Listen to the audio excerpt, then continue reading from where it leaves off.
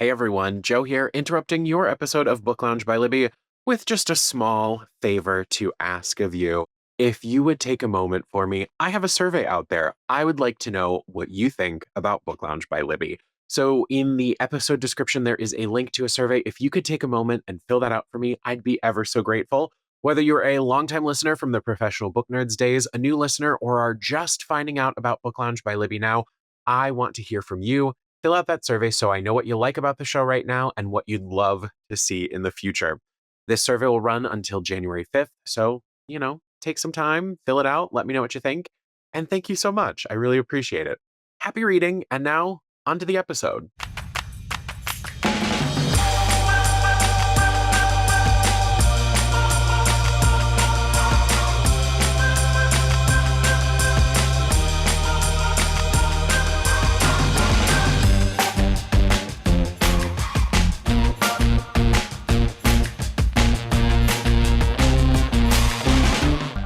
Welcome to Book Lounge by Libby. I'm your host, your resident producer, and occasionally dramatic narrator of all things bookish. I don't know if that was movie phone. I don't know if that was summer blockbuster. I don't know if that was like having too much fun working at the amusement park, but I tried a voice there. Hopefully you enjoyed whatever that was. But welcome to Book Lounge by Libby. I'm Joe, and I am so happy you're here. This week, we are rolling out the red carpet for book to screen adaptations. You know, those moments when your favorite stories leap off the page and steal the spotlight. This is a fun week. We get to talk about books that have movies and TV shows and all sorts of good stuff.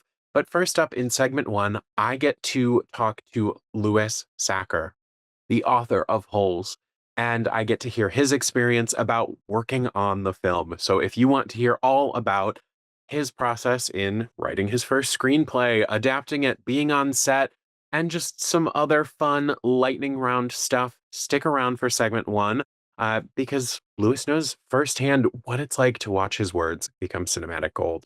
Then in segment two is when you'll get those recommendations. Our guest hosts are stepping into the spotlight to share their favorite books with movie and TV adaptations. So just wait and check out what made them say don't hit play until I've finished this last chapter. So grab your popcorn, silence your cell phones, and get comfy because the book lounge is now showing page to screen magic. Well, Louis, welcome. Thank you so much for being here today. Oh, I'm happy to be here. It's such an honor to get to talk to you, and I'm so excited to dive into book adaptations with you. I think there's a lot of conversation around the page to screen of it all. I think of lots of different libraries I visited across the US that have, oh, these books are just a movie or now on Netflix. And I think to start from the beginning, when did you first find out that your book was going to be adapted? And what was that initial reaction like for you? Well, when the book was first published, it got a lot of attention. You know, won the National Book Award and then the Newbery Award. So I started almost right away. Started getting these phone calls from. It seemed like everybody in Hollywood was calling me. Most of them were people trying to just buy the rights cheap and Yeah. find someone to sell them to. And so I was, I would just refer them to my agent. And then one day I got this call from someone named Andy Davis. Actually, my wife took the call, and by then she was pretty jaded by the whole process too. And she said, "Yeah, he'll call you back or whatever." And then I found out it was the director of The Fugitive, which I think's a great movie. Yeah. And so I called him back, and he told me how he wanted to make it into a movie, and even promised that he'd put me and my wife in the movie too. So, so in the end, there were about 3 or 4 serious Oh, people wow. interested. Okay. And my agent held a kind of mini auction among them. I guess people don't even realize what they're buying is an option to make the movie. Right. Not So even there's just it's not them saying, okay, this is going to print. Right. It's It's just just the saying, chance. just let us work on this for a year, see if we can put the financing and the package together, and Right. then, see what Sell happens it to a from there. So studio. there's you option, you know, both the amount for the option and then the amount should the option be exercised. So, so like I said, there were about 3, 4 people interested, but I liked the idea of Andy Davis doing it because I didn't want it to be that some fluffy children's movie. I wanted it Mhm. to have, Andrew Davis was known for making these intense action films, and I wanted that expertise brought Yeah, to Holes.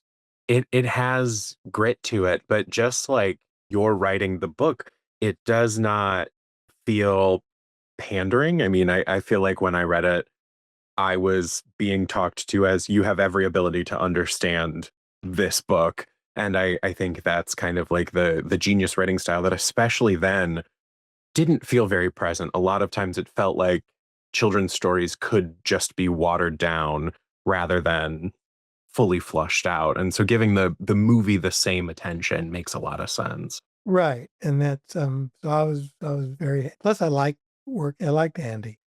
Yeah. And so even though there was this auction, I let him know, look, there's one offer higher. If you'll match the offer, we'd love to go with you. So, or my agent told him that. I Right. relayed that to my agent. She relayed that to his agent. Right. You had We to say the like, I really want it to be him. Could you just give Yeah. him the give him the chance? So and then one of the things written into so he ended up giving him the rights to the option or the options.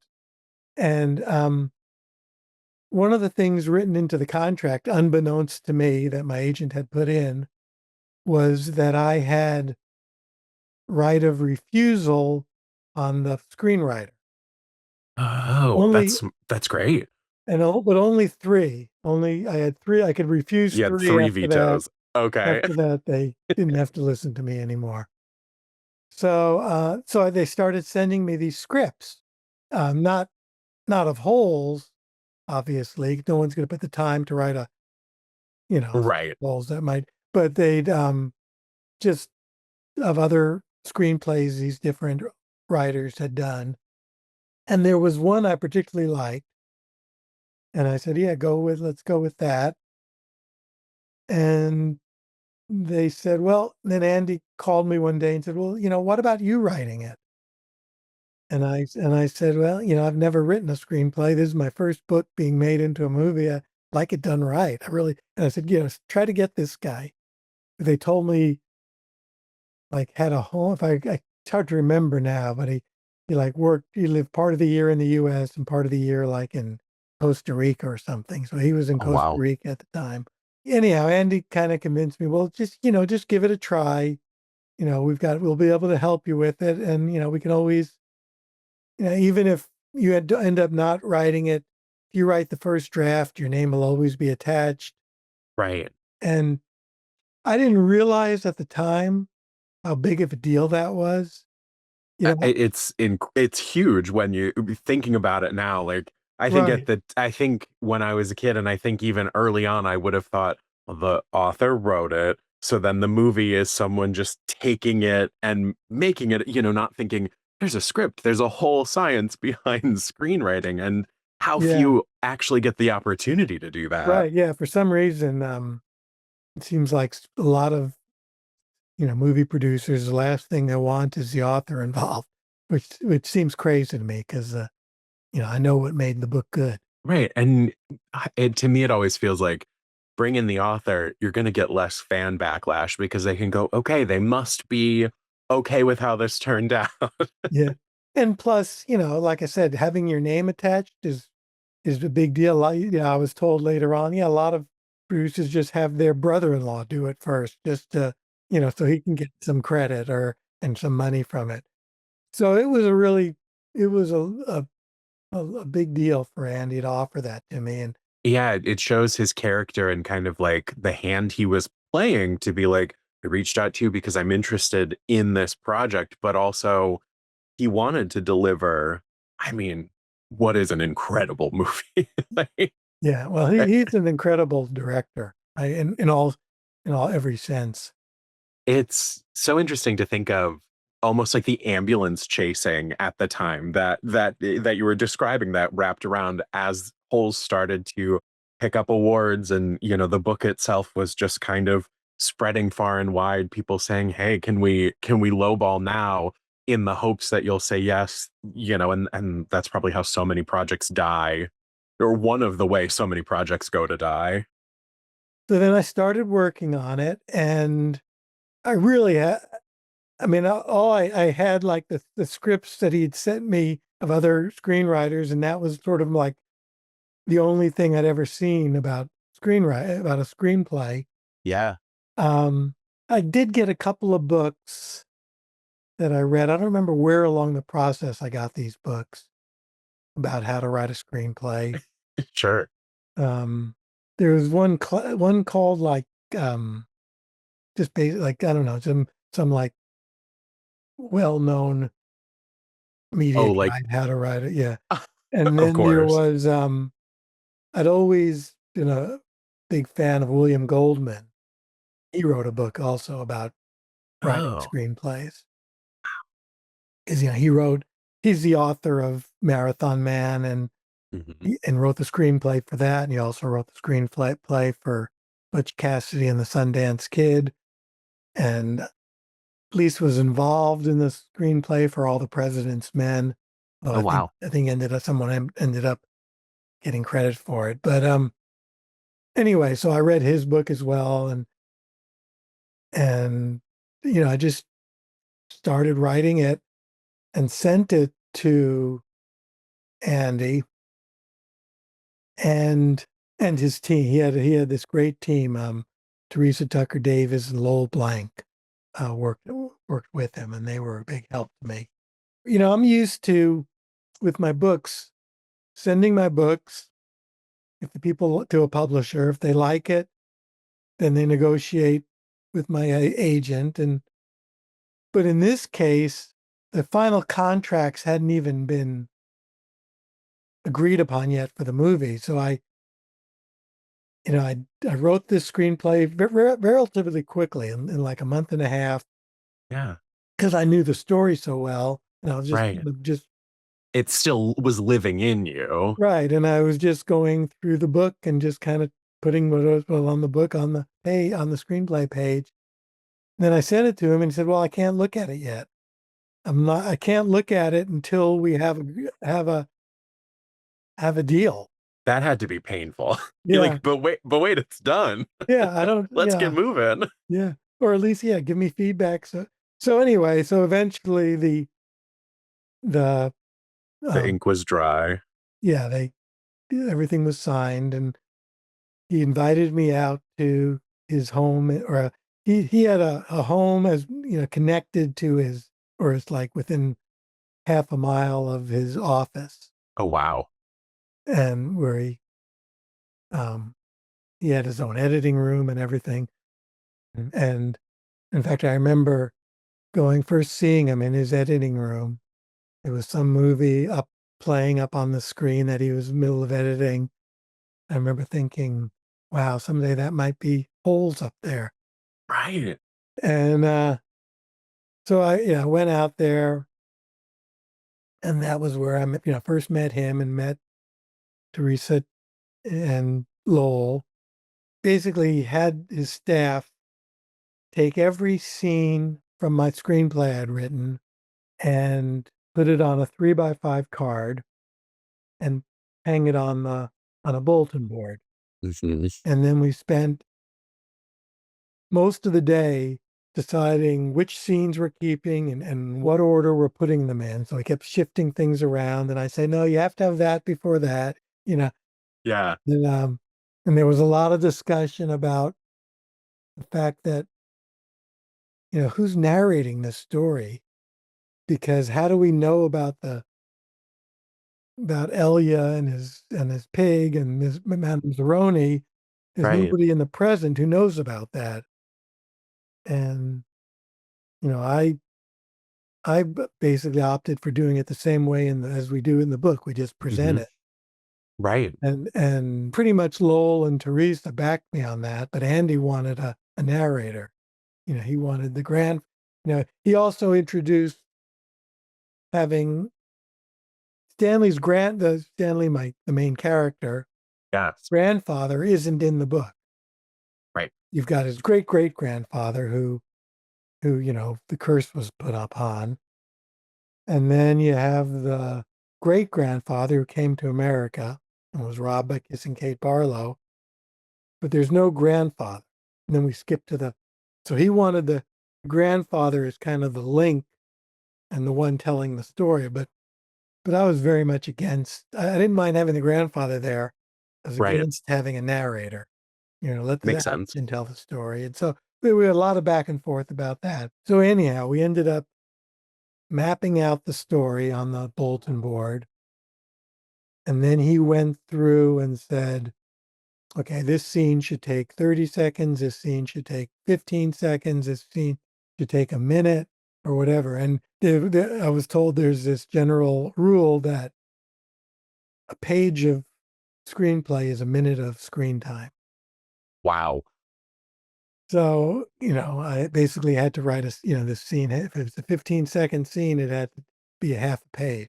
And they also told me that my entire format of the screenplay was done wrong. And And you're they like, gave, well, this was my first time. yeah. So they gave me they told me what What program to application to use? get, what Yeah. program to use, something called Final Draft for which programs it format. I don't have to think about it. And Right. Right. You can just type and it'll do the just type, rest. yeah, you just go, you just tell it, is this dialogue? Is this is this action? Is this whatever? Oh, that's And then cool. go to it. And it was, it automatically, if I'm in a scene with different characters, I'm done with one character, it'll assume the next character is gonna talk unless I tell it differently. So it was fun to use and it made things go fast. So then I did a second draft and sent it to him, and then a third draft. And we eventually got it to the point where everybody was really happy with it. Hmm.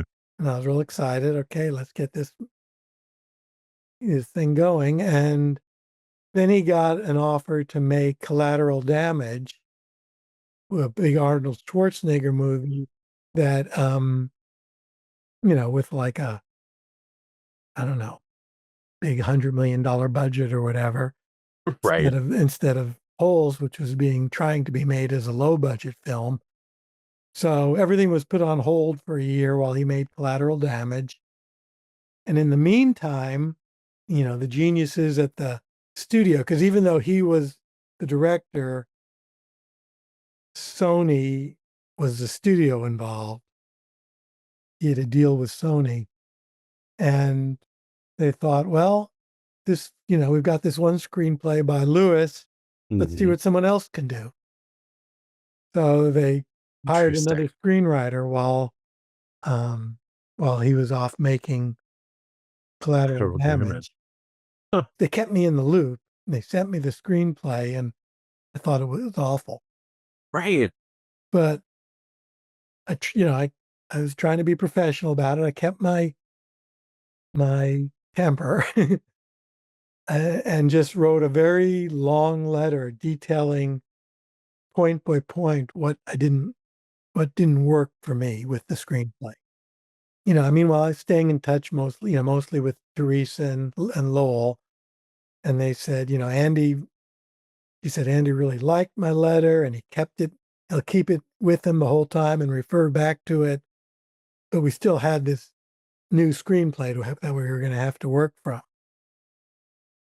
That had both my original screenplay plus the adaptations done by that other writer. And Andy's deal with Sony was basically he had carte blanche as long as the movie could be made for under $15 million. But at this Okay. point, Lowell, who was basically in his main job was, um, just kind of figuring out the logistics of the movie and what it's going to cost, and it was up to about a $25 million movie at this point. So we needed Makes sense. partner. Plus, I think Andy had a falling out with Sony at somewhere along the line. Mhm.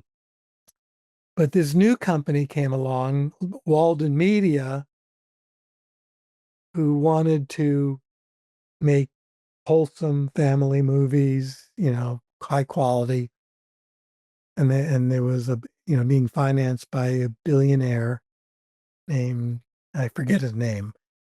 So they contact my agent saying, can we get any way we can become part of this movie? And so she hooked them up with Andy Davis, who had this, having this falling out with Sony, and plus the movie was going to cost too much to make. So they stepped in, and he gave them the screenplay that we had, and they didn't like it. So then they gave him the screenplay I wrote, and they said, "Yeah, this is what we want." Sold. Yeah. So it was like it was just wonderful. Yeah. Sometimes everything just works out the way it's supposed to. Yeah, exactly. That's how this felt. In fact, I'd already started working on my next book, Small Steps, Hmm. and one of the premises of the book was that Armpit and X-ray and Art was going to enlist Armpit.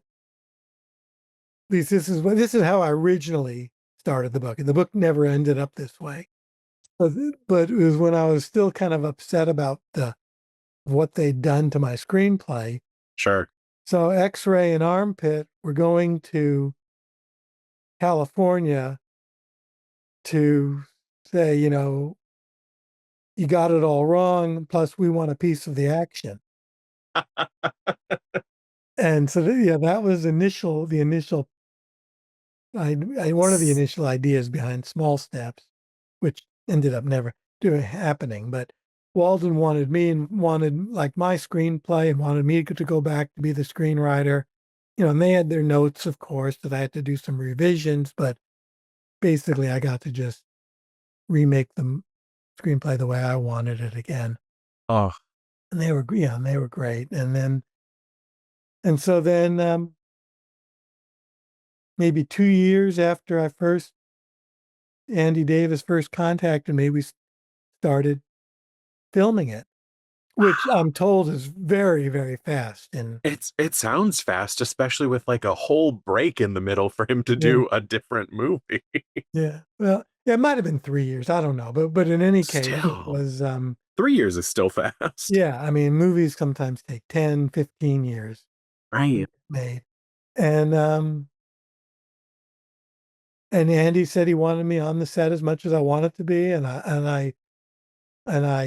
loved it. It was just so fascinating to watch how people were. I mean, I knew nothing about the business of making Right. a movie, and it was just really interesting to me watch it all happen. And then one day I got this note handed to me that I needed to be in costuming on this particular day because I was going to be an extra on this day. And so I had assumed he had long forgotten that he actually said that I could be in the movie. But my wife's in it, my brother and his girlfriend at the time, they're now married, are in it. It was great. And in fact, what actually happened on that day, so my wife Carla and I were there wearing makeup. She was not happy with the makeup she got because she wasn't, she didn't wanted realistic, so she couldn't put actual, you know, Right. makeup on her face. And they gave her this kind of gray wig Oh, and kind of this, made her look a little heavier than she was. uh-huh. But anyway, so initially we were just going to be in the background buying vegetables at this sort of makeshift farmer's market. And then Andy came to me before the scene was shot and he said, it was taking place in the old West when we first meet um, Sam and Kate Barlow, or Miss Catherine then, the school teacher. And he said, we need something more for Sam to do at the beginning of this scene. And this kind of happened a lot because when I was writing the screenplay, like I said, they kept wanting it shorter and this scene should only take this long. But then when they actually shot the scene, they needed to be expanded. And there was a lot of Like room for ad cuts libbing. if they, yeah, ad And libs if a they lot of needed it. to, And yeah. yeah, and they were great. I mean, the actors, especially John Voight, was just Oh great gosh. with his ad libs. Anyway, so we needed something more for Sam to do at the beginning of this scene.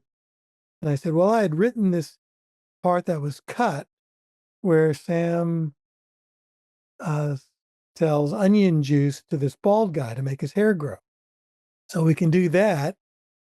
But since it wasn't in the script, there wasn't a bald actor on the set. But I was, even though it was, it was 20 something years ago, I was already losing most of my hair, or a good portion of it anyway, so Uh, that I could uh, qualify. So I said, I'll do it, uh, which I never would have been able to do if it was our first day of shooting. I mean, but there was a real feeling of family on the set, and everyone was just really into the movie. I was so impressed with the actors and their dedication and lack of ego for the most part that I just felt comfortable. I said, that I can do it. Plus, I didn't think I'd say anything. I would just stand there while Sam went through his spiel about the magic of onion juice. But then he just began the scene by him saying, "Mr. Collingwood, come here. Let me see that head of yours." And this has taken place in a in a community that is highly racist, mhm. and it seemed out of character that I, as one of the townspeople, would just say, "Sure, here, let me show you," to this Right. man. So I at least hesitated a moment and said, "My head?" And he said, "Yeah, let me," So then I went up and he took off my cowboy hat and showed him my bald head, and then he went into his spiel. So that became my line in the movie, and it's You lost being an extra. You were yeah, I you was a were a paid speaking actor. role. I still get this is now 25 years later or so, not quite 25. Almost. Yeah, I still get royalty checks from because I said my head. It's like $10, a year or so, or $5, but That's got to um, be funny though. That you're like, yeah, well, I made the book and the yeah, movie, but sure, give me my royalty check. and yeah, and after the movie was all shot, Mhm. and and these were the days of VCRs, not even DVDs. He'd send me the VCR, the latest VCR. So the first one he sent was just like 4 hours long of just the whole movie kind of out there without being really edited too much. Okay. And then every month, whatever it was, every month or every few weeks, he'd send me another one. And I'd always, I'd keep my fingers crossed to see if my line's still in it. If I'm If you had made through the it may cuts. be cut, as it got cut down from like 4 hours down to 2 hours. Gonna say it's still it's a good length movie. Yeah, and I love it. Um, I did not expect to like the movie, even though that I worked on it, and I just never like movies when I've loved like the book. It, That's a very fair point. and plus, it's as good as all the acting was. There were parts that just seemed you didn't quite capture it. It didn't fall flat, especially with the young actors. Sure. Um, but the editing, I mean, people used to tell me there's three movies: the one you write, the one they shoot, and the one that's edited. And it's the editing that really where it all Where the happened. magic brings it together. Yeah. Yeah. Wow. Well, I that was a mouthful. I still can't believe though just all of that. I mean, I don't know what I expected when I walked in today, but I didn't think it would be that you'd got had have gotten such kind of like the beautiful experience. Did you have any involvement when it came time for casting? They'd ask me, but Kind of left it to I didn't know actors as well as they did. and that makes sense. I think when it comes to like the storytelling, your voice needs to be there, but oh my gosh. I mean, it's a beautiful movie, and I can't even imagine looking through 4 hours of VHS to just kind of go, where where is this going to end up? Well, it was already starting to look, even at that point, looking better than what I had in my head. But So did they when you were on set, were you around at each of kind of like the different parts? Were you there with Eartha Kitt at any point? yeah, I I wouldn't was have missed out she on was that the most opportunity. aloof of anyone. I didn't really even get to talk to her much. Oh wow. The other the other actors were much more, um They were having fun. they were, but they were also very, very much into it, very dedicated, very talented. People on the crew would tell me, it's not often like this in the, when we make a movie. Everyone has a feeling that we're really doing something special here. And it was, it showed. It's nice to hear that because, right, it absolutely does show. I love to think of like Patricia Arquette just having a great time on set, going between those scenes going just from Miss Catherine to Kiss and Kate. Like, Yeah. huh. Let's see. If you were to do it all again, if someone came to you and said, "I want to shoot it as a mini series," or "I want to try a different direction with this," would you, or would you say we've got it? I pretty much say we've got it. There is,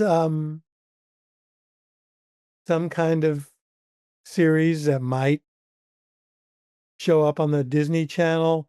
It involves a girls' camp based on holes, and it's set in the future. Um, but I've had no involvement with it, and Okay. I've I mean, Yeah. I don't have great expectations. But And that's the thing. That's a little more inspired by when it comes to Holes itself. You're like, nope, we've got it. This one yeah, in is fact, sealed in the vault. I've been very, surprised and delighted these last 20 years that Ah, they hadn't made a sequel. right. Because they've got the Disney now owns those theatrical rights, Okay. and they could do whatever they want with them. And It is surprising that there hasn't been some sort of return to yeah, return to the universe. But that specifically 2 decades. I mean, it is such a classic. And I can't think of a person who hasn't seen it. When I walk around, I'm like, "Oh, yeah, of course, we all grew up watching Holes." Did you expect it to have this? Like, could you tell early on as you were getting those 4-hour and then increasingly shorter VHSs that, like, this was going to have the staying power? Or was it just kind of the, like, "I'm happy with how this is going?" it was mostly, I'm happy with how this is going. I mean, Yeah. I was surprised by how much I liked it, Sure. but I know the movie business. I mean, I'm surprised that the movie has does have the staying power. Not because, I mean, I think it's good. I can see why it has the staying power, but it's such a fleeting business. It didn't get a whole lot of attention when it came out either. It was the same summer that Finding Nemo came out, Oh, which whoa. a big budget Disney Pixar film. And so so Holes was doing well in theaters, but as soon as that came out, Disney kind of pushed Holes out of the way and put wanted the screen time for Finding Nemo. So it didn't get a lot of attention. Didn't it definitely didn't get the attention in the time that it deserved, but since then, Yeah, it's now absolutely it's absolutely felt the love. Um, which I'll take that. I like yeah, that. right? That's better than getting a The Better than like a flash in the pan or just being the right. summer hit. It's much better to be like the no, I regularly I probably watch it once a year. Like that's one of those things where it's just like every once in a while I go, oh, I think it's time to watch Holes again. Yeah. There's just I something about it. I went to we had a 20-year anniversary screening a couple of years ago. Um, and I was seeing it again in a theater. I had, and Andy Davis was there, John Voight was there. Shia came to the parking lot to talk to us, but it was during the actor strike, and he said I've already gotten in enough trouble already. I can't cross the picket line. I Fair. Can't go into can't the do, theater. yeah, I can't go into the theater. But but it was just so wonderful seeing, and we've stayed Right. in touch with Cleo Thomas, who played Zero. Yeah. So, but it was just so wonderful seeing all those people again and hearing the music in the theater. I had tears in my eyes. Oh, I bet. Yeah, the soundtrack alone, there's such a good balance between lyrics and it soaring soundtrack, kind of like the full. You're not just. It's not just one way or another. There is so much roundness to it. I guess is like the best I could think of. Yeah, no, I love the soundtrack and just it just fit. I mean that song that begins been a lot of things that I'm not too proud of. Yes, When they show kissing Kate Barlow. I mean, it just yeah, the song wasn't written for the movie. It was already a but it song I sure think. works for it. Yeah. Now, would you say that being a part of the adaptation, writing the screenplay, approached how you wrote afterward, just generally? No, I mean, if anything, it was such an exciting, emotional time that it was hard to come down from that and return to Like solitude of the solitude writing. of writing, exactly, and just the day by day. I mean, that's why it was called Small Steps. I was coming, yeah, getting back to taking the small steps of writing a novel. In the same vein, do you visualize things differently while writing? If you are writing scenes, if you are writing imagery, do you find that you describe them differently than you would have before? No, no. Okay. In fact, Probably yeah, because it was so faithful of an and it was, adaptation. then and like I said, I had a lot of help writing it from with Andy and Teresa Tucker Davies and Lowell Blank because I think in terms of words, not in pictures. I Right. mean, Andy Davis said to me one day, he said, it's called motion picture because it's one picture after another picture, and you have to keep those pictures in mind when you're writing a movie. Whereas in a book, I tend to just try to set the scene with little suggestions, like Yes. Stanley's sweat, his blisters, and not have to necessarily describe the whole scene. Right. The world building is kind of up to the reader. You can find your way to insert yourself into it because you're building that landscape.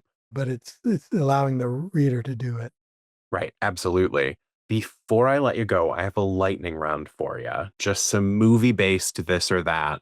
If you are in the movie theater, what is your go-to movie snack? Is it sweet or is it salty? Probably popcorn, probably salty. No butter. I don't like butter, No or the butter. stuff that they use at the end. Whatever they Yeah, claim the butter is. Yeah. golden golden Golden seasoning. liquid. Yeah. Yeah, Are you a talk during the movie person or a complete silence? mostly complete silence. Although if I talk, it's just in amazement of something I've seen on the screen, and it's quietly, to my wife or somebody. It's not so everybody in the theater can hear. It's a whoa, did you see that? Do you have a movie that you return to that's kind of like a rewatch or a comfort? Yeah, there's several. Mhm. One that comes to mind is The Apartment with Jack Lemmon and Shirley MacLaine. Fugitive. Yep. especially now, it has even more meaning to me. Um, Absolutely. And are you a movie at home guy or are you a head to the theater? well, since COVID, I've kind of transferred into a movie at home guy. And in Can't fact, blame you. I there's so many miniseries are so good that they do Yes. such a better job than movies can do as telling a story and letting it slowly develop. So I've been kind of mostly disappointed in movies for a while. Yeah. Yeah, it's really interesting. The pandemic kept us home, made it easier to go, "Oh, I can pause whenever I want. I can have whatever snacks I want." But also, right, we had these great series that either released all at once and you could sit down and binge, or week over week you were just going, "Oh, this is a cinematic dedication, but in the TV format." Now, before I let you go, if you could sum up seeing your story on screen in one word, what would it be? Awesome. Yeah. That's great. And, any Because book. because I like it so much. People ask, am I gonna always gonna make another movie, another one of my books into a movie, as if I have control of it, which I don't. Right, But but if I did, I just can't imagine I'd have the same same experience that I experience, had with yeah. this book. Even hearing it now, I'm like, that is unbelievable. Like, it's everything worked the way it was supposed to, but right, it's hard to capture lightning in a bottle. Is there anything you wanna promote or anything you're working on right now? Let the people know about? Sure. Um, Happen to have it right here. Oh, perfect. I have my first book for adults Yes. came out in August called The Magician of Tiger Castle. I'm very excited about it. I think it's the best thing I've written since Holes. Wow. And what was it like switching audiences, moving to adults? When I started it, I thought it would be a young adult book, Mhm. and it was midway through writing it that I said, "No, this is an adult book," but it's written for people like you who grew up reading my books. So it's the same. I'm hoping you'll find the same joy and fun that my other books brought to you when you were younger. Absolutely. Oh, absolutely. It's so good.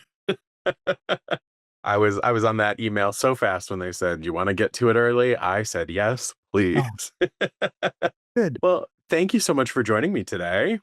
Oh, my pleasure. Hope And I didn't listeners, talk your ear off.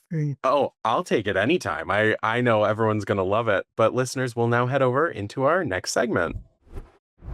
Before we move on to the next act, let's take a quick intermission. Yes, I did the voice again. We are at the midpoint of our episode this week. Before we head into our page to screen reading Rex, wanted to just take a moment to say thank you and make sure you are subscribed to Book Lounge by Libby wherever you do your podcast listening, Apple Podcasts, Spotify, anywhere like that. And please consider leaving a 5-star review. Those reviews really help push out the show to more folks, and I would greatly appreciate it if you'd take the time to do that for me. Hopefully, we can add some new friends to our lounge here. That would be so cool. And don't forget, follow the Libby app YouTube channel. You can check out our video content. There are full video versions of the show, including bonus content, behind the scenes extras, and all sorts of goodies that you can find either on the Libby app YouTube channel or by going to libbylife.com/book lounge.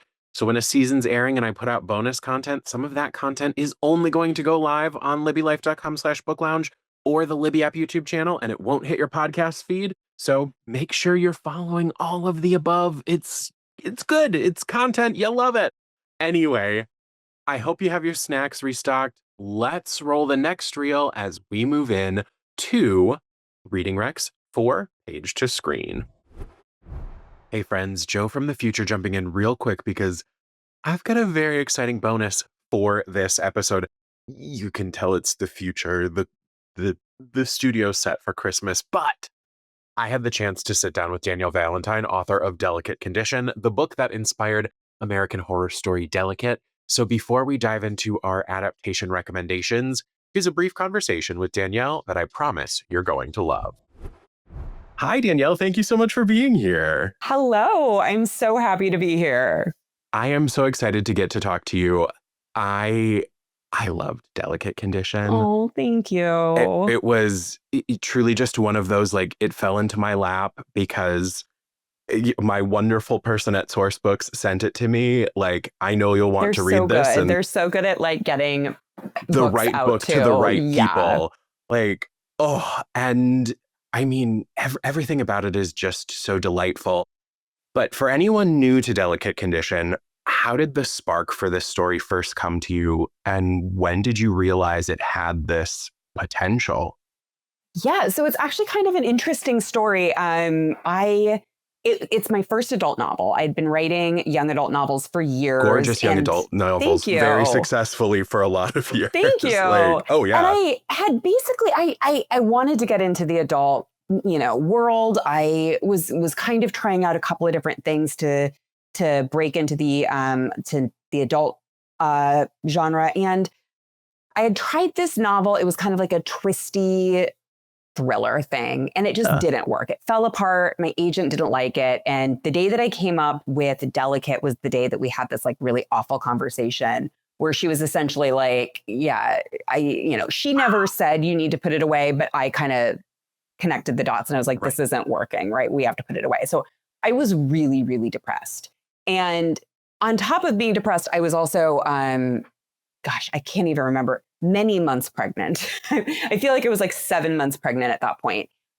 So I was just in a place, and I remember going out with to dinner with my husband, and he was trying to cheer me up, and I couldn't be cheered. I was like, my career's over. I'm going to be pregnant. I'm going to have this baby. I'm never going to be able to write again because I was being very dramatic. And he And kind well of deserved. That's a lot. That's a lot. it was a hard day.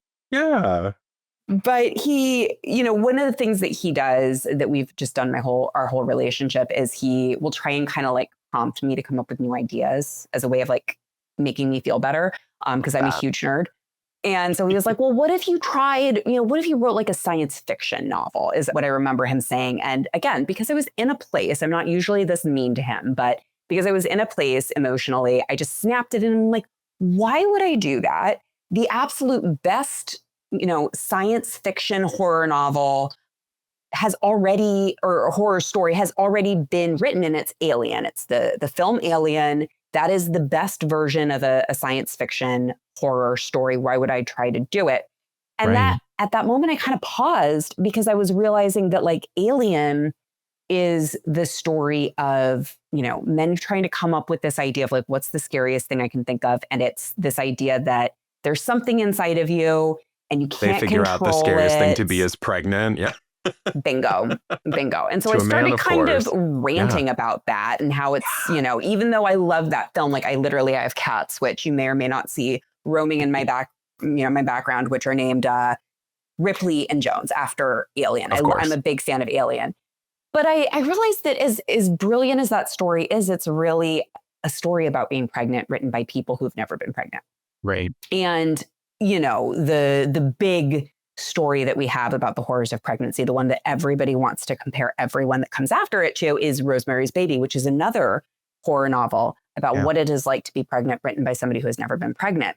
And so I just kind of realized that there was a bit of an opening here for a true horror story that's not about, Rosemary's Baby, huge fan of that as well, but it's, Sure.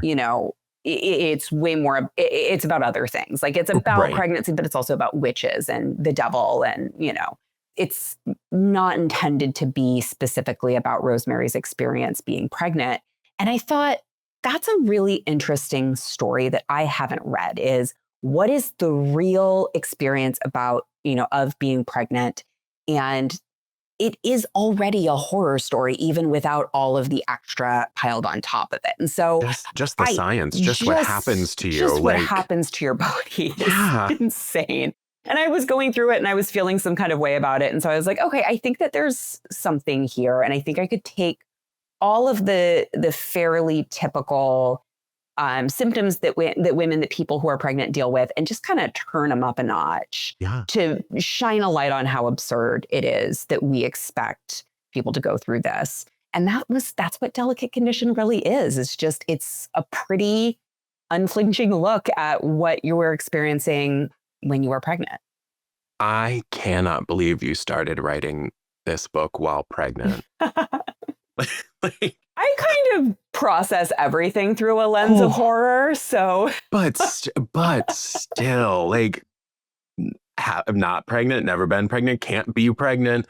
What I sitting there with it was just like, this is horrifying. And so to think that you were in the midst, you were near the end of it, Yeah. writing this story is, honestly, actually, what happens is it all clicks into place, and I go, oh well, it makes sense. Okay. You had the worst day ever, and that fed in. The fire was just lit. like opened the floodgates for all of my anger. Yeah, I'd been pregnant for like, it was like 6 or 7 months at that point, and I was very lucky in that my pregnancy, this was my second pregnancy, and I've been pretty open with talking about how one of the really traumatic scenes early in the book, which is my main character Anna's miscarriage, was inspired by a miscarriage I suffered the year before. So I had this really devastating miscarriage. It was really emotionally difficult for me to deal with, and physically very horrible. And so that had happened. I don't want to make it. And I'd struggled a bit to get pregnant as well. I didn't have to go through IVF, but I did. It took us a little over a year to even get that first pregnancy. So it had been, we weren't without our struggles in that whole journey. But my actual pregnancy progressed about as typically, normally, I never know what word to use here. It's I don't what think was there expected. is. Yeah, right. It's the like best case scenario is the way I tend to think of it. Like, that's great. Yeah. It was the best case scenario. Like, I didn't have any major complications with my pregnancy, with my body. Everything that happened was kind of what was supposed to happen. And even so, it was horrifying. And I found myself Googling things every day to be like, wait, is this actually what's supposed to be happening? And it's like, yeah, this is what's supposed to be happening. This is what you're supposed to be feeling. It's terrible, but you kind of just like, white knuckle your way through it. Right. And all the pregnant people in my life, I feel like I have seen them over the years experience it differently every time. There's the like round where everything is super normal and it's just joy. And it's then the second time around where my body wasn't like this the first time. What's happening? Or, I mean, my sister just had a baby a year and a half ago. And like, she's like, well, I'm older now. It feels different this time to just be, like 3 years older while it's happening is, night and day. So I think it's so interesting, number one, what the bodies of people who can be pregnant can do. Yes. And the fortitude to make it through it. Like, even at the most like typical pregnancy, the like everything's rosy, like hunky-dory, all the way to the trials and tribulations, like any ability to get through that is stunning. It is really amazing to me that we don't talk about it constantly. Just how insane and impressive it is that there are people who do this and create the next generation of our entire species, and that keep us going. Yeah, and it's difficult, and I think that was what I was really not prepared for entirely. And is processing just that it is difficult, and we do not give the people who do it enough credit for doing it. And we don't explain enough of like exactly what's going on and what happens. Yeah, so there's those no of us explanation. Who aren't Nobody knows. And yeah, and whenever I talk about this book, it's always interesting. So I've had a couple of like podcasts and panels where I've spoken about this book, where I'm on with people in the medical field who want to jump in and be like, well, no, but there are reasons for this. And it's just so interesting to me because I'm just like, no, I get that there are reasons. I don't think that you guys are all evil. I don't think that this is a massive, I mean, I do think it's kind of a conspiracy, but we can get into that later. But like, I think that there are good healthcare providers out there that want to help. I think that the fact that we don't have more information, that this hasn't been figured out when it is the oldest medical condition known to humans. When it is the one that will affect the most number of people. When actually it affects everyone. We were all born. It has affected literally every one of us. Even if we will not or cannot get pregnant, we have all been a part of a pregnancy. Right. And we will always be around And it someone will always who be is. here. It will always be around. And yet it is still something where we are just, we're comfortable with so much ambiguity, so much that we don't know. So much of it is just really on the shoulders of women to deal with this pain. To just be expected to bear the burden. To deal with it. The other thing that's so fascinating to me now is without like, Tylenol, apparently. right now without Tylenol. The like go-to of pregnant women everywhere. The only thing they tell you you're you allowed can to take for anything. I know. And they're like, oh no, don't take that now. Right. Yeah. Don't know what's going to happen. Not happy about that. We know nothing. Nothing's going to happen. Nothing's going to happen. I'm not a doctor. I'm not a medical we're not advice. doctors. We're not doctors. But the fact that the only answer is, well, that's expected. Yeah. That's not compassionate. But also, that doesn't work for everyone. Someone like my sister who can take the facts from a medical professional and go, oh, I don't need to worry about this. Great. It's out of my head. Mm-hmm. For the people who are like her, who can process that way, great. For me, who would be sitting up at night going like, well, I've Googled everything and everything online and from the doctor that I made give me a phone number because I wasn't leaving the office until I had someone to text. You know, like everyone told me I'm fine, but I don't think I'm fine. Like, yeah, you know, where is the logic for that or the tools for that? Yeah, and it is weird because it's like everything is just so kind of vague and hazy. So there will be all of these things where it's like, oh no, that's expected unless the pain is intense. And you're like, okay, but like what does that mean? What is intense pain? I have been in pain the entirety of my pregnancy. Right. So at what point is the pain intense? Like at what point is the pain? I remember when I was going through my miscarriage, it took me 24 hours to go to the ER because I just couldn't get a correct answer on like, what was the level? What was the moment at which it was intense that I should be nervous or scared? Right. And everybody was so worried about managing me. That was the overwhelming feeling that I got from talking to everyone of like, we need her to not get hysterical, which is so condescending and is just, and of course, like misogynist and targets women because, you know. Exactly. No, we can't help but get hysterical.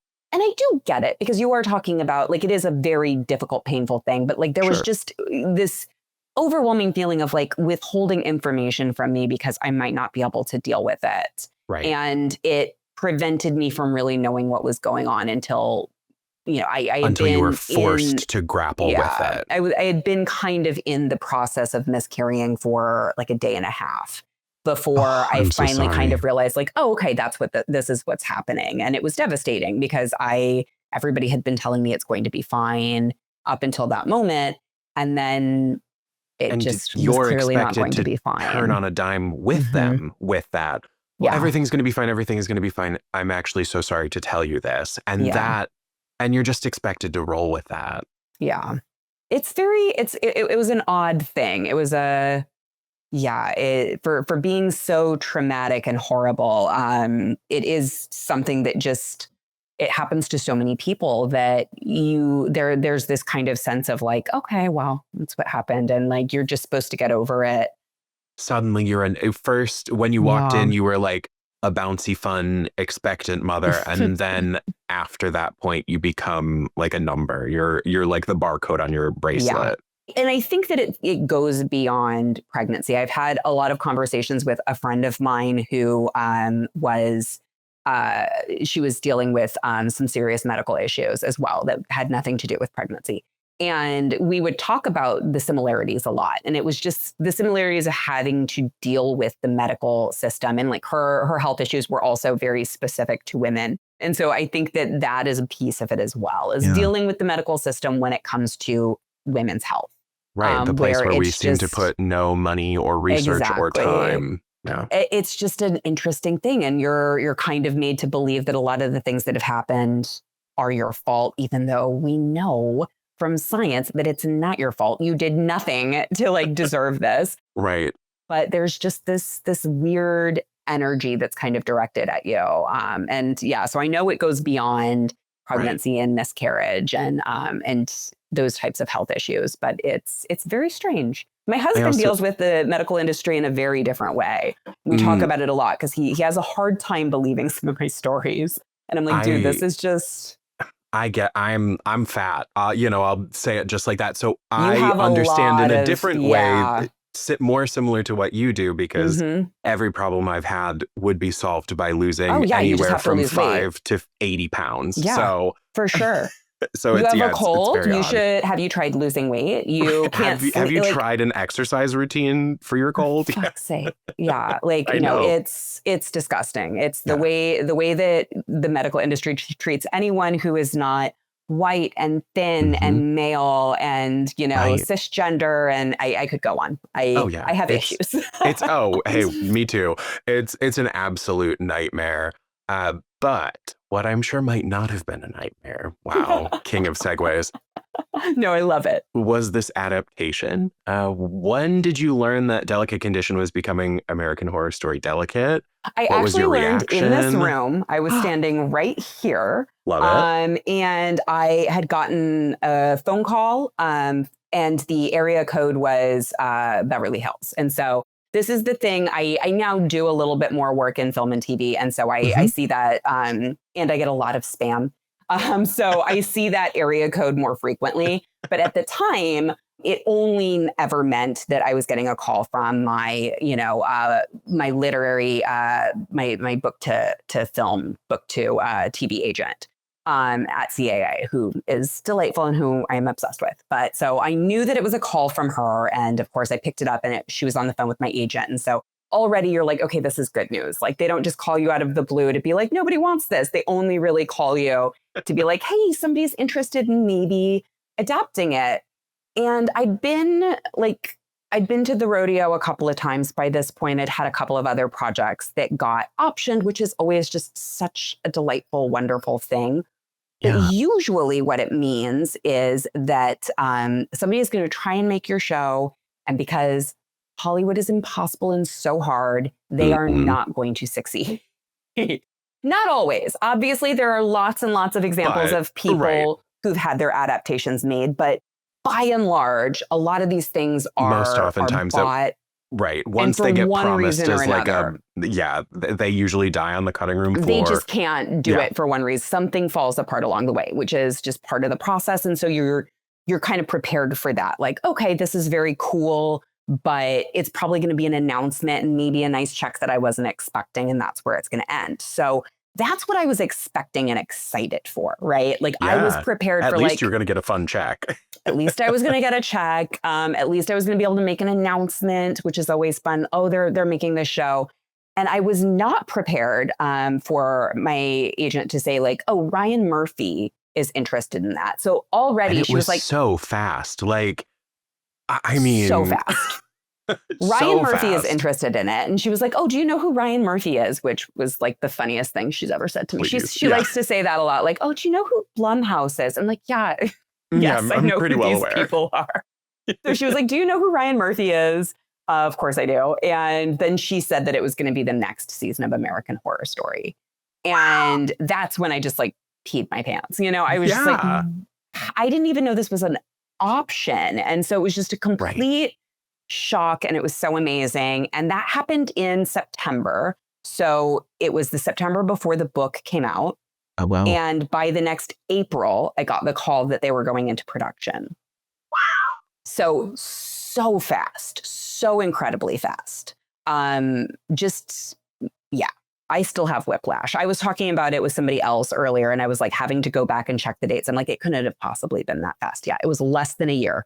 I can't believe it was that fast and that like the book wasn't even out in the world to the public yet. Like all of this at once, but it also makes me excited that we could see more of this book as a season of a serial show that does what Ryan Murphy does, that kind of different concept every time.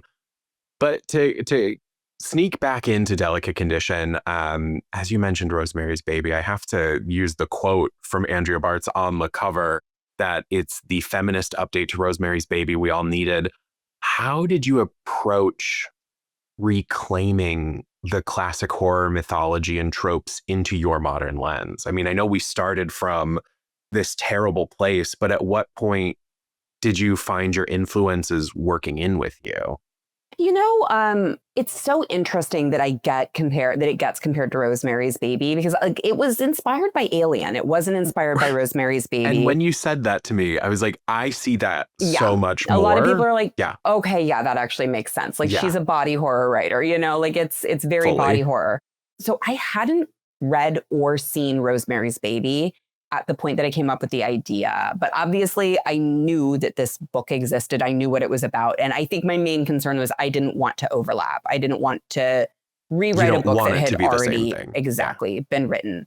So I read it and then I watched the movie, and like interacting with it like that, it's so clear that the movie is about it's decentering of God. Yeah. It's not about pregnancy at all. It's about how Americans were decentering God from their lives. Absolutely.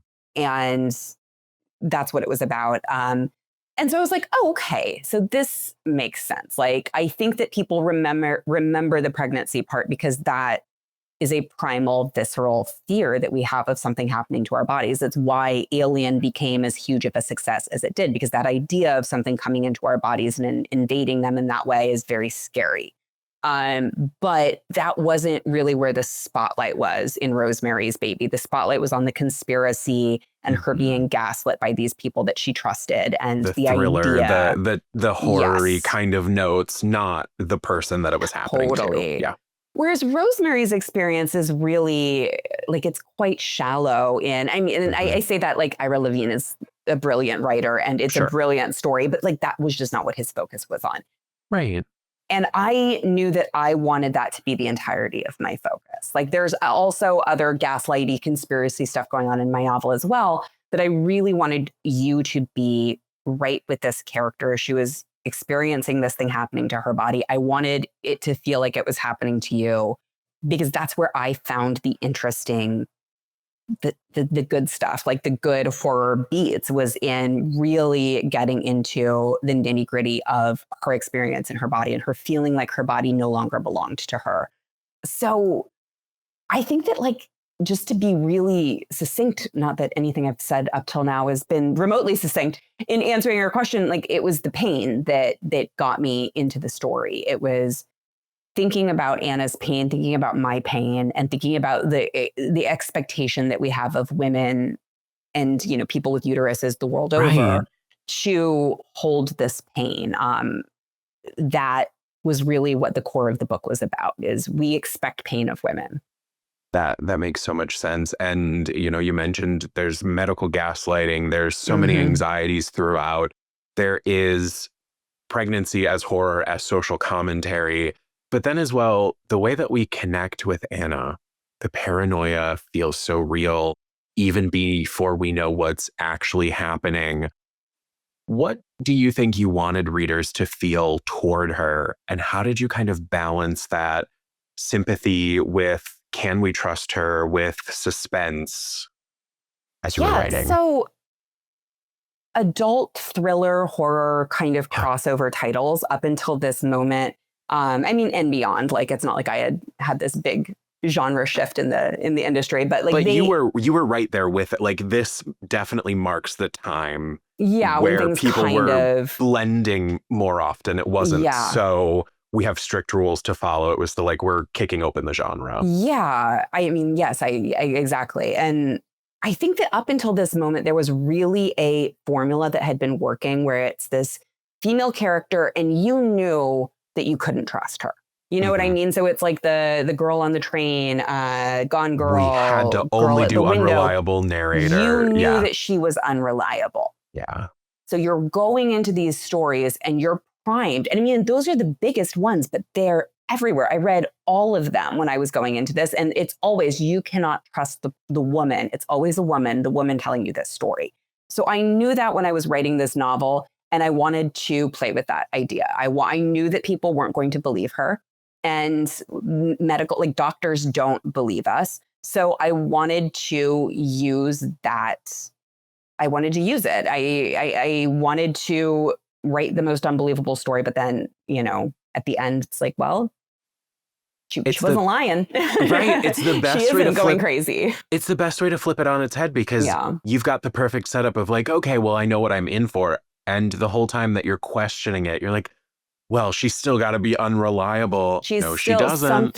something is going to come Something's out. gonna There's going to sneak be a up. twist. And it's like, what if the twist is that the She woman was is actually right telling all the along. truth the Exactly. entire time? And I think that you really can only do it with a story that is about a woman talking about her own experience, her own body, because that is something that we even now in the year of our Lord 2025 are not trusted to tell the truth of what's happening to our bodies. Right. And we don't even expect each other to tell the truth. Like amongst friends, we don't expect that it's the whole truth, or we always seem to have some amount of doubt. Yeah. I think one of my favorite trends right now, I don't know if you're on TikTok, but on TikTok, there are all of these videos of the men using the period simulators alongside their girlfriends. And it's always like the woman is like standing there, like chill, like, yeah, this is what the pain's like. And the man is like writhing on the She's like, yeah, this like, is about day 3 after I'm like they're Advil like, to the core. like this is when I usually go work out because it's not so bad. And like the man can't stand up. And it's like, yeah, no, we were always telling the truth about our pain. We were always telling the truth. You never believed us. Every we're man able should to have function. Every man should have one of those delivered to his home to be like, here's your daily reminder. Like just learn. Go to a meeting. Turn it up to 10 and go sit in a meeting where. Right. Try to get through that presentation to your board members and see what happens. See if you want to go to yoga class after this. Right. See if you just want a brief walk after dinner. Oh my God. Now looking at Delicate, because come on, American Horror Story. What a property. But what a property. I mean, what a property. Like I remember when it was just an Entertainment Weekly article about this like fun haunted house show that was about to come out on FX. And now here we are. 13 years later. Can you believe it? Were you season 13? I was season 12. Okay, season I was 13, like, whoa. I wasn't sure if they were doing a season 13. I mean, that would be the way to do it, to take a horror book for 13, but, you know, can't win them all, Ryan Murphy. No, I wasn't even sure they were going to do a season 13. I mean, I knew they were under contract for one, but it was just because he was holding back because now he's having all of the OG cast come back. And so it's going to be just like. Oh, so we're just in for it. Yeah. Once Ryan got involved and American Horror Story was tied to it, how much communication and involvement did you have with the show? None. I know everything's different. Okay, wow. None. No. Ryan Murphy is very famous for, especially with this specific property, with just complete cone of silence. And I was warned about that. I was totally prepared and happy to hand him the reins and like let him go crazy. Interesting. Because I'm such a fan. But I was warned from the beginning that it was going to be complete cone of silence. I was not going to know what they were doing with it. And it was like it's different than another type of an adaptation, because if I was going to get it made into a television show and I was working alongside the writer, I obviously want it to be really faithful to the source material. But because it was American Horror Story, it also needs to fit within this world, this brand, whole universe that exists. This universe that he's created. And that's its own thing. That's a different thing. Yeah. So in some ways it was a lot easier because since it was American Horror Story and since I knew like that's separate from my work, I was able to go into it and be like, this is very cool, but it's not like a continuation of the story. It's its own version of the story. And they did really beautiful things with it. I love that approach because that's how I approach almost every adaptation. Like you just have to see it as something different. Right. I love the Percy Jackson movie, the original ones from like the Disney Channel, because they're just fun, but they have almost nothing to do with the books versus like the Disney Plus that exists now. Oh, it's beautiful. But, you know, like those kind of things, or, you know, some things just live differently. And when I sat down to watch it, I was like, well, is this going to be like shot for shot the book? And there were moments where I'd be like, oh, that was a fun take. And I was like, oh, and I preferred this in the book better. But I always love to go in with the attitude of this is like fan fiction of something I enjoyed. Sure, that's how I see it. The only time I won't give anything that grace is the original Series of Unfortunate Events movie, because that was bad. That was just bad. Did you see the update with Neil Patrick Harris? Yes, I did. And that was I perfect. thought that was a delight. It was incredible. But I loved it.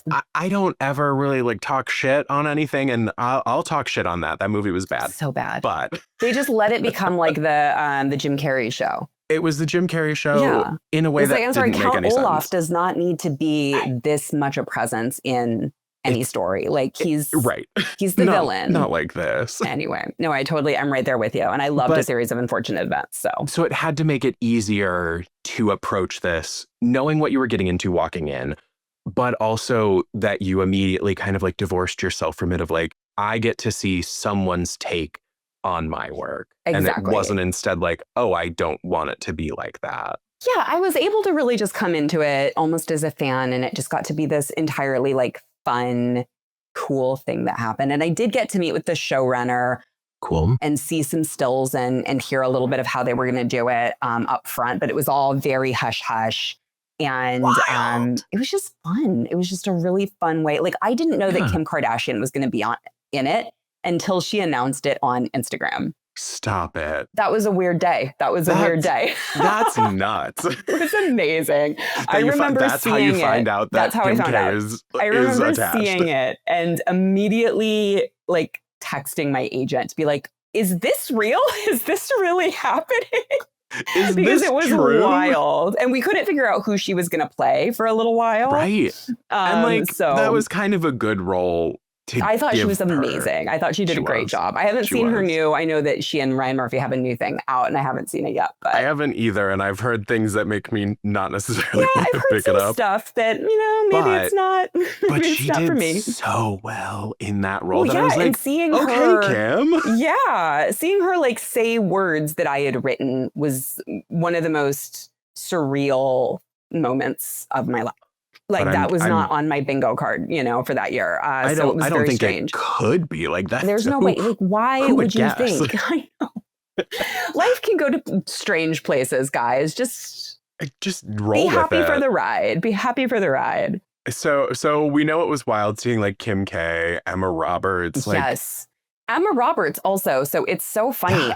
Like I use Pinterest boards a lot for like coming up with character. Oh, cool. Like ideas of what I want characters to look like. So that I can do the kind of like who would play her. Yeah. And I'm never actually thinking like, oh, it's good. Like, cause I'm never but kind just of quite that delusional. Sense, but like I'll cast them out. And Emma Roberts was on my board, and I had forgotten she was until I went to look at it because I was doing like a TikTok or something where I was like, hey, look, this is like my original board. And I was like, oh my God.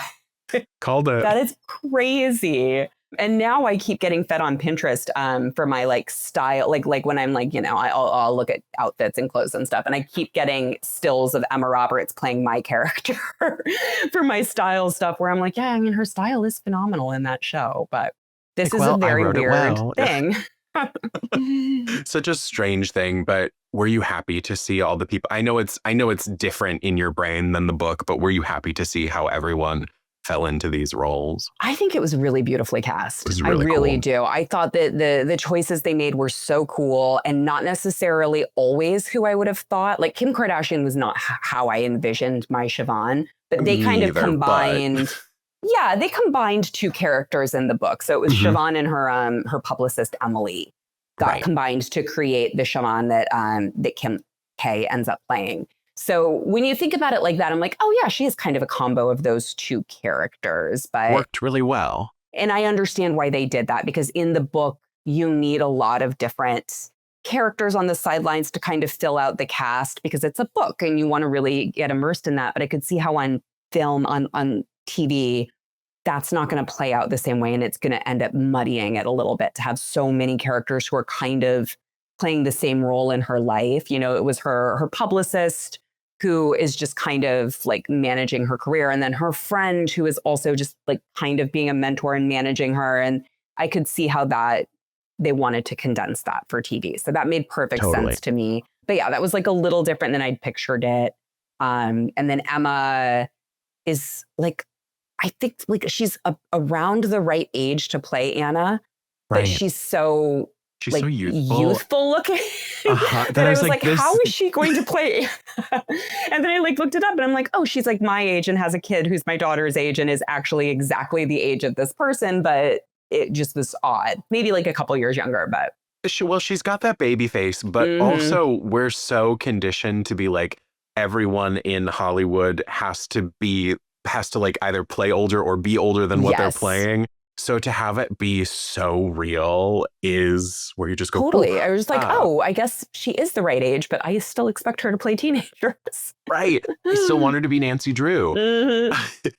Were there any Totally. changes in the adaptation that were just like a good or fun, unexpected change to you? I mean, I think the thing that immediately comes to mind is how like the visual, like just how visually they built out the world. The They brutalist had, apartment, like, yes, yeah, they had this very clear idea of how everything should look. And it was stunning. And I just was so impressed with how they did that. That isn't how everything looked necessarily in the book. In the book, the Hamptons house is a lot more traditional. And the apartment is a lot more like, I think it was in the book, it's like a brownstone in Brooklyn, and hmm they really made it brutalist and cold. And I think that really got into some of the themes that I was trying to dig into with the coldness of the Hamptons in the winter and getting into yes. that. So that was very cool. And that nuts doctor's office. Oh my, Mm, like, yes. whoa. So cool. And then it's also interesting. So the version of the book that they had that they based it on was Oh, an sure. earlier version. So it was a version of the Duh. book that was not published. So there are some changes that they made that weren't changes. They just were using an earlier version of the book. So for example, I'm in like, the now I have to dig show, out my arc to compare to the yeah, final that I read. well, I think it's even from before the arc. Jeez. So Okay. it's Fair a enough. version that I Wow. think I might my publishing team might be the only ones who have it. But like in their version, Anna actually eats the raccoon, whereas in the finished version of the book, she just kind of thinks maybe it crawled away. And that was a real scene that I had written that I was told to pull back on a little bit because it was a little too graphic. Some of the flashbacks that they have in the show were based on original flashbacks. So in the original version, I had used flashbacks to actual people. So Queen Mary, and then I had a flashback that was to Sharon Tate. And Okay. so Yep. and they kind of used some of Yeah, that. they Not did. all of That's them, but they awesome. used some of those. So there were just some changes that were different from the book and the show that were based on earlier versions of the book, which I just thought was funny. That's cool. Yeah. And then there were changes that were very much just to make it a Ryan Murphy production, where Of they course. have certain things they do. They want their ends to spiral into this like crazy tornado of insanity. And I think they did that beautifully. My ending had to be more adhering to like people in book clubs who are going to ask you questions to explain exactly what's happening. So I had to have everything very neatly tied up in a bow. And Right. that's just a difference between, I think, TV and novels. With novels, like you go and you sit in lots of rooms with people who have read it and analyzed it, and they want you to have an explanation for everything. And in Yeah. TV, I think they are allowed to be a little bit more open ended. I don't know. I might just be making that up, but No, that makes sense that you had, because at the end of the day, it's the like, well, how do we move the book, but also how do we tell a story that's expected while the genres are evolving? Because you were on the early end of this, like, smash the doors open to change what's expected and what we anticipate, which also then gets you a little stuck in the, oh, well, we kind of have to have it mhm. fit these parameters. And I tend to like I like a little ambiguity in my endings. I like you Same. to be able to end a novel and not know for sure what happens. I want the reader to have to do a little bit of work to fill it in and to decide really what they want it to be. Just to kind of To I feel keep like we're taking away from it what you need to, like, it's what are yeah. you carrying with you is kind of when you're left with resolving it yourself, you go, well, I need to deal with my Mhm. grief in this What moment, did you so need I'm from the taking book? this with it. Yeah, Like I exactly. have this kind of woo woo like hmm theory about writing that the writer and the reader are always writing the story together. hmm Like it's not my Yeah. job to explain every single thing that's happening. It's my job to give you just enough that you can fill in what you need the story to be, the rest of it to be. And, like that's how I view it. Not all readers are like that. Some readers, like I will still to this day get emails that are like, no, you need to explain exactly what happened. And I always want to be like, well, what did you think happened? Because you're not going to be quizzed on this later. There's not a right or wrong answer. There's it's no fiction. test here. It's art. You get to create. You are part of creating it. Mm-hmm. Yeah. It's art. That's the big takeaway right there. Like, art is subjective. It's different for everyone. And so I like having a little bit of that, like you don't know if it's good or bad. You don't know, so that the reader can kind of fill it in. I think that more recently I've had more pushback on that from editors and from readers. They want it all very clear, which is there. Like when you spend that much time with people, you want everything kind of tied up so that you can kind of like close the book metaphorically and literally. Right. And as you've been kind of like building an audience, because there are plenty of people who either were in the YA age or are like me and are reading YA rabidly and find, here, we've got adult from you now. So like, let's add that into. So you're kind of meeting people at a lot of different points in their reading journey. So I think that probably plays in too. Yeah, for sure. For sure. I'm very lucky that I get to do that too, though. And I get to like follow my old audience as they get older and start having kids and mortgages and back problems. But I also still get to write for young people. It's a very lucky place. Which we love to have. Now, would you say you had any weird moments of vulnerability when you saw this come to the screen? Did you have like a moment where you went, whoa? Yeah, for sure. So there is a scene early in the show, and it's the scene where Anna miscarries. And that is based on, that is almost beat for beat, the exact scene from my book, which is almost beat for beat, exactly what I experienced. And I got to tell you, there is a weirdness to watching a famous actress play out the worst moment of your life on screen on a television show that millions of people are watching. So that was a weird kind of surreal. And I watched it with my husband, who also had experienced it in a different way. And we both were just kind of sitting there, like looking at each other, like, I don't know how to feel about this. I don't know how to emotionally process what's happening. But I guess like it's a good way to get through the trauma is to watch a famous, beautiful actress perform it. Right. Like but it that's is one strange. way to... It was a strangely vulnerable thing. And I think like kind of the first couple of times that I spoke with the press about just the entire experience, there was a big question about because I had been really open with my editorial team and internally about the fact that this is really what inspired this book, is that I had had this traumatic miscarriage. And I wanted to kind of shed more light on the experiences of women who are pregnant and people who are pregnant. And there was a question early on as I was being kind of prepped to talk to the media. It's like, okay, do you want to talk about that? And I'm like, I don't know. Like, I don't know how I feel about it. Like, how do you answer that question? And I remember there were a couple of interviews early on where I had to kind of decide, like, okay, am I going to discuss this? And I'm a fairly open person. I don't, I'm not very guarded. So I just did. And yeah, it was weird because you're talking about it on a bigger stage than I usually am talking about such personal things. And I think that there was like a People magazine headline where it was like, writer's miscarriage inspires Kim Kardashian role. And I'm like, okay, that's strange. That's a weird thing. That's a weird thing that happened in my life now.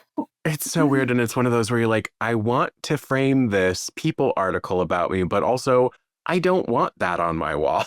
Yeah, like probably not going to print that out and frame it, but it is interesting. But we'll put the screenshot in a file for later.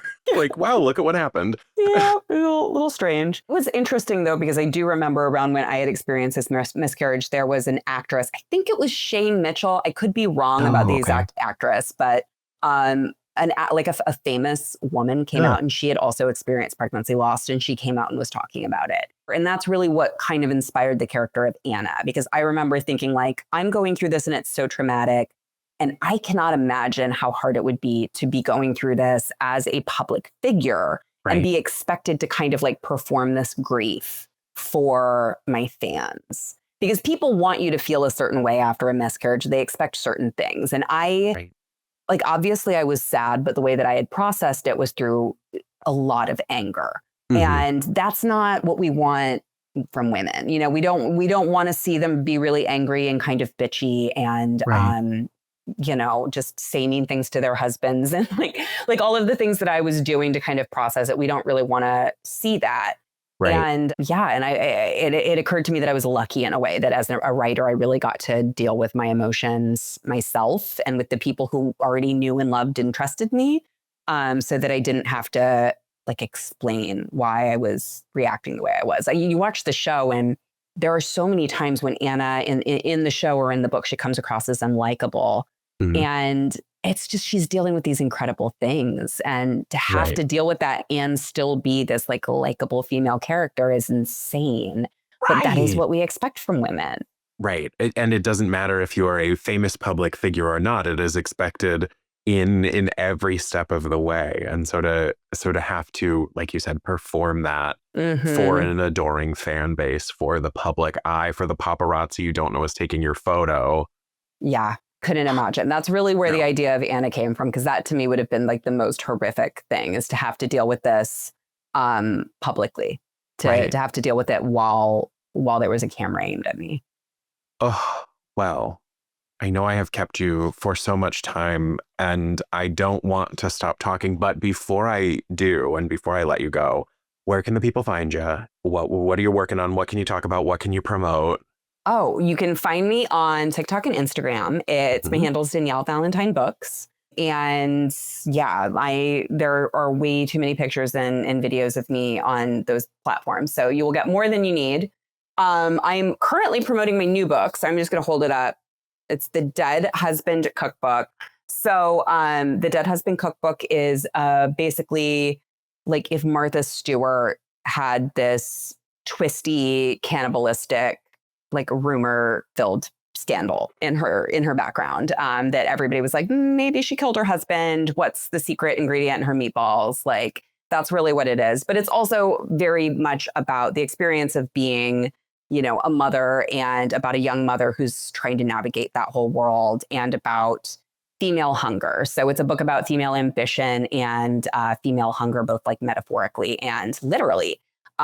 So that's a really good follow up. It's the kind of, it's not as scary, like as viscerally body horror scary as Delicate Condition. It's much more of a gothic.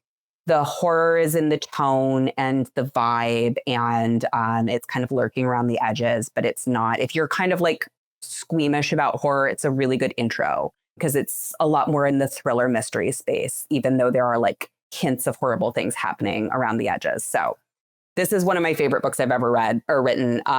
It also has recipes that my husband wrote that are in there that you can cook yourself and that are amazing. So please go read the Dead Husband Cookbook if you enjoyed Delicate Condition. And beyond that, I've actually started working on some screenplays and television shows. So I'm getting Wow. my foot in the door with screenwriting myself. So hopefully I will have things to announce of that nature soon. That's so exciting. Well, Danielle, thank you so much for joining me today. Thank you so much, Joe. This was wonderful. Oh, what an absolute treat. And now, listeners, we'll head on to the next bit of the show. Ha, wasn't that fun? Huge thanks to Danielle Valentine for giving us a peek behind the curtain of Delicate Condition and American Horror Story Delicate. Now, friends, let's jump back into our regularly scheduled programming for those adaptation recommendations, books that turned into movies and shows you likely won't want to miss. Well, y'all, in this segment, we're diving into some book to screen recommendations, perfect if you're the kind of reader who loves to finish a novel and immediately queue it up on your TV. From tearjerkers to thrillers, rom-coms to cult classics, we've got the reads that'll make you say, wait, the book was even better? Joining me today, I have Jananie and Meara, two of my absolute favorites here. Hello, how are you? Howdy. Good. How are you? Living the dream. Living the dream. At the time of recording this, my birthday is tomorrow, so like all good Happy things. birthday. Happy birthday. Thank you. Thank you. At the time that this comes out, my birthday will be long past, but I'm Might have buried a excited. lead. I'm getting old. But y'all, We were having some fun discussion before I hit record. Let's talk some hot takes before we give Rex. Jananie, I'm coming right to you. I'm putting you on the You spot. can't start with me. I can, and I will. Oh my God. You said something fantastic. I'll say it for you, so you don't have to. Some things shouldn't be adapted. Yes. Yeah. That's my hot take. Yeah. I mean, so obviously there's an element of you are translating something into a different medium. And when you translate something into a different medium, you lose some of the meaning or, content that you would have in the original. And I think certain stories are just better made for certain mediums. It's why sometimes, like, if you get an adaptation and then you get, a novelization, sometimes it just doesn't hit the same way because adaptations are a much more visual format, whereas books are a much more internal, thoughtful process. And so kind of the way you approach the story is going to be very different as well. This is not to say that there aren't great adaptations, but Totally. I mean, I get it. I just read A Clockwork Orange for the first time. I have not read it. Don't I start now. haven't read it. Oof, don't bother. I'm gonna. I guess again at the time that you're listening to this, it might have already happened, but I will be on the Burn This Book podcast to talk about A Clockwork Orange. So I read it and then I watched it, and wild. Not for me. Not for me. Lots of like made up slang. It was just it was exhausting. But I think the big thing there is the whole novel is like a first person internal dialogue, not even internal dialogue. It's a first person dialogue to the audience. And so much of me goes like, how do you adapt that? And the movie did a great job of adapting that, but I think of like the like CinemaSins going, oh, narration, dinging a point for that, because what else can you do other than just have a narrator? And some stories, when you adapt them, i.e. like The Lovely Bones, are very built for that, That was almost one of my books on this list. but it's like built for that voiceover narration because it's got that drama to it. It's got that like heart-wrenchingness. But I don't know. I don't know if everything can handle that. So like my background is I went to film school. Film is like one of my first loves. And so I like read all books with the like vision of like, okay, how do you turn this into a movie? Like, how do you bring this to screen? And I feel very passionately that it's about capturing the spirit of the story and not necessarily exactly telling the story. And so one of my hottest takes, I think the Percy Jackson movie was good. Meara. I love that movie. It's I over. agree. I love that Sorry. movie. Jananie, you are in the minority today. I agree with that. Because I love trashy 2010 adaptations. So I will say that it was fun, in my Yes. opinion. Okay, maybe I'm more with you, Jananie. I'm sorry, you're right. It was a good time. Was it a good adaptation of the You're book? right. I confused good movie with good adaptation. Yes, I do believe that. That Yes. like the movie can be it exists as a separate thing that you enjoy still, but it still can be a terrible adaptation.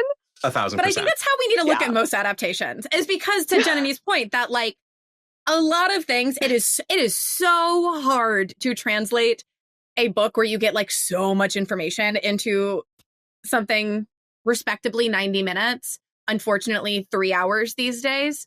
They should have to And so pay I'm me. like, if you are capturing the spirit, if you are evoking the feeling in my soul that I had while reading the book, you get a pass from me. It's hard not me being contrarian. I guess Please. with Percy Jackson, at least, I feel like it's a fun movie, but it doesn't capture the spirit of the book. I agree. It in my does. It opinion. does not. Which is it what does makes not it a have bad it. adaptation. Yeah.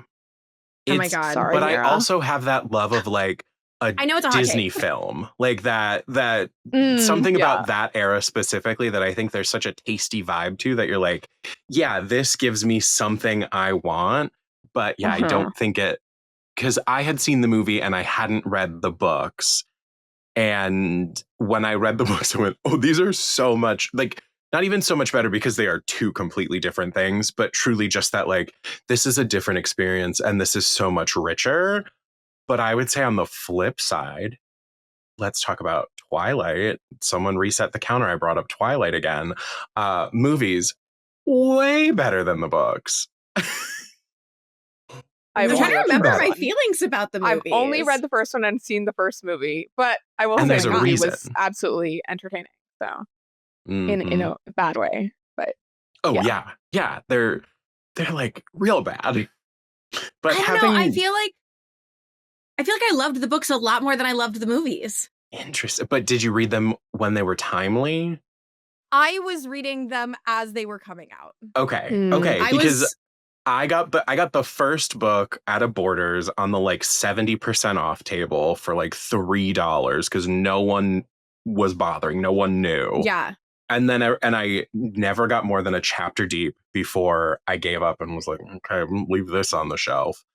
And Listen, then I was 12 years old. okay, so- well, but what? I was like 14 then, like.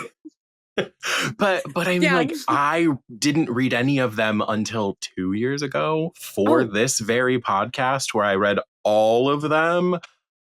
I'm so sorry. Okay, well, Do you I'm know so how sorry many- you had to do that? Do you know how many hours of audio that is? That includes Midnight Sun, which is 24 hours.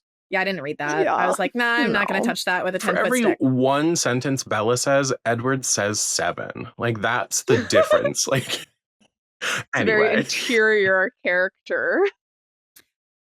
But you know what I Yeah. almost put on my list of recommendations? Please. That's like kind of in this vein. The Ballad of Songbirds and Snakes. Like specifically that to me was such a good adaptation. And like, I definitely walked out of it. And like, so me and my dad read the books. My mom doesn't read the books, but we all go see the movies together. And so my dad and I walked out and we were like, like they like cut some of these things out that I didn't love that they cut out. But my mom was like, no, like I felt like that was great. And like, even the things that they cut or changed, I was like, in the moment, I was like, I can't even tell because it felt like they stuck a projector in the back of my head and then we're just like shining it onto the screen. Like, I was like, this was so well done. And I feel like all of the Hunger Games books is like that. And I feel like that's why they get such like impressive talent attached to them Mhm. is because like, These are great books that they're also making into great movies. Yeah. Yeah. That's Yeah, those were very good true. movies. It was near impossible to not put the Hunger Games on this list. But did you like A Ballad of Songbirds and Snakes, the book? it was dry and hard, but it was like I tell people, I'm like, you're not reading it for a good time, but it's like an important time.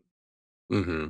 Mm-hmm. Yeah. I did not like it, but I liked what Suzanne Collins was trying to get at, yes. which I think I do feel like it was a bit too long. Like I do think the adaptation was quite good in the sense that it got pretty much like most of the essence of the story and the messages within the book, but I also am just a hater of prequels and sequel series. I am a and world all building such things.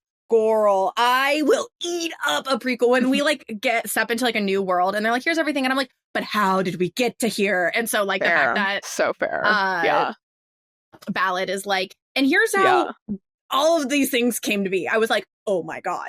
You know, but Yeah. I was sat for Sunrise on the Reaping. That was everything I needed and more. I don't need snow. So wow. My hot See, take we is that are I hate all it. hating on each other today, and I love I it. I like didn't love Sunrise on the Reaping. Just as someone who spent her teenage years like loudly on Tumblr in Hunger Games spaces specifically, it just felt like so much fan service to me. That's And it was like good and it was Agreed. interesting and That's like valid. I guess satisfying, but I never felt like blindsided because so We much knew. of it was fan content. Yeah, you're I right. agree completely. It felt so fan servicey, and I also feel like the political message that she was trying to put forth in that book just didn't come across very strong. Yeah. And it felt like it all felt like stuff that we had already heard in the trilogy, so it felt Yes. extraneous. Whereas I do think there was another political message that she could have sort of delved into more that she just didn't, and that's why Yeah. that book fell short for me. Yeah. I There were see paths that. we could have taken that we didn't, and instead it was just like really, really heavy-handed with like propaganda bad. And I was like, Yeah. yeah, we but already also, like, know the this, though. entire like original trilogy is about propaganda versus propaganda. Like, Right. it's about Yeah. Katniss is propaganda.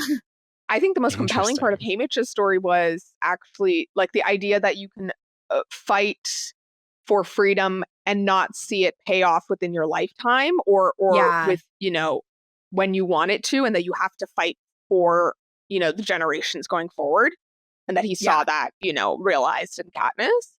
You know what I That did felt like a love? stronger message to me. Plutarch.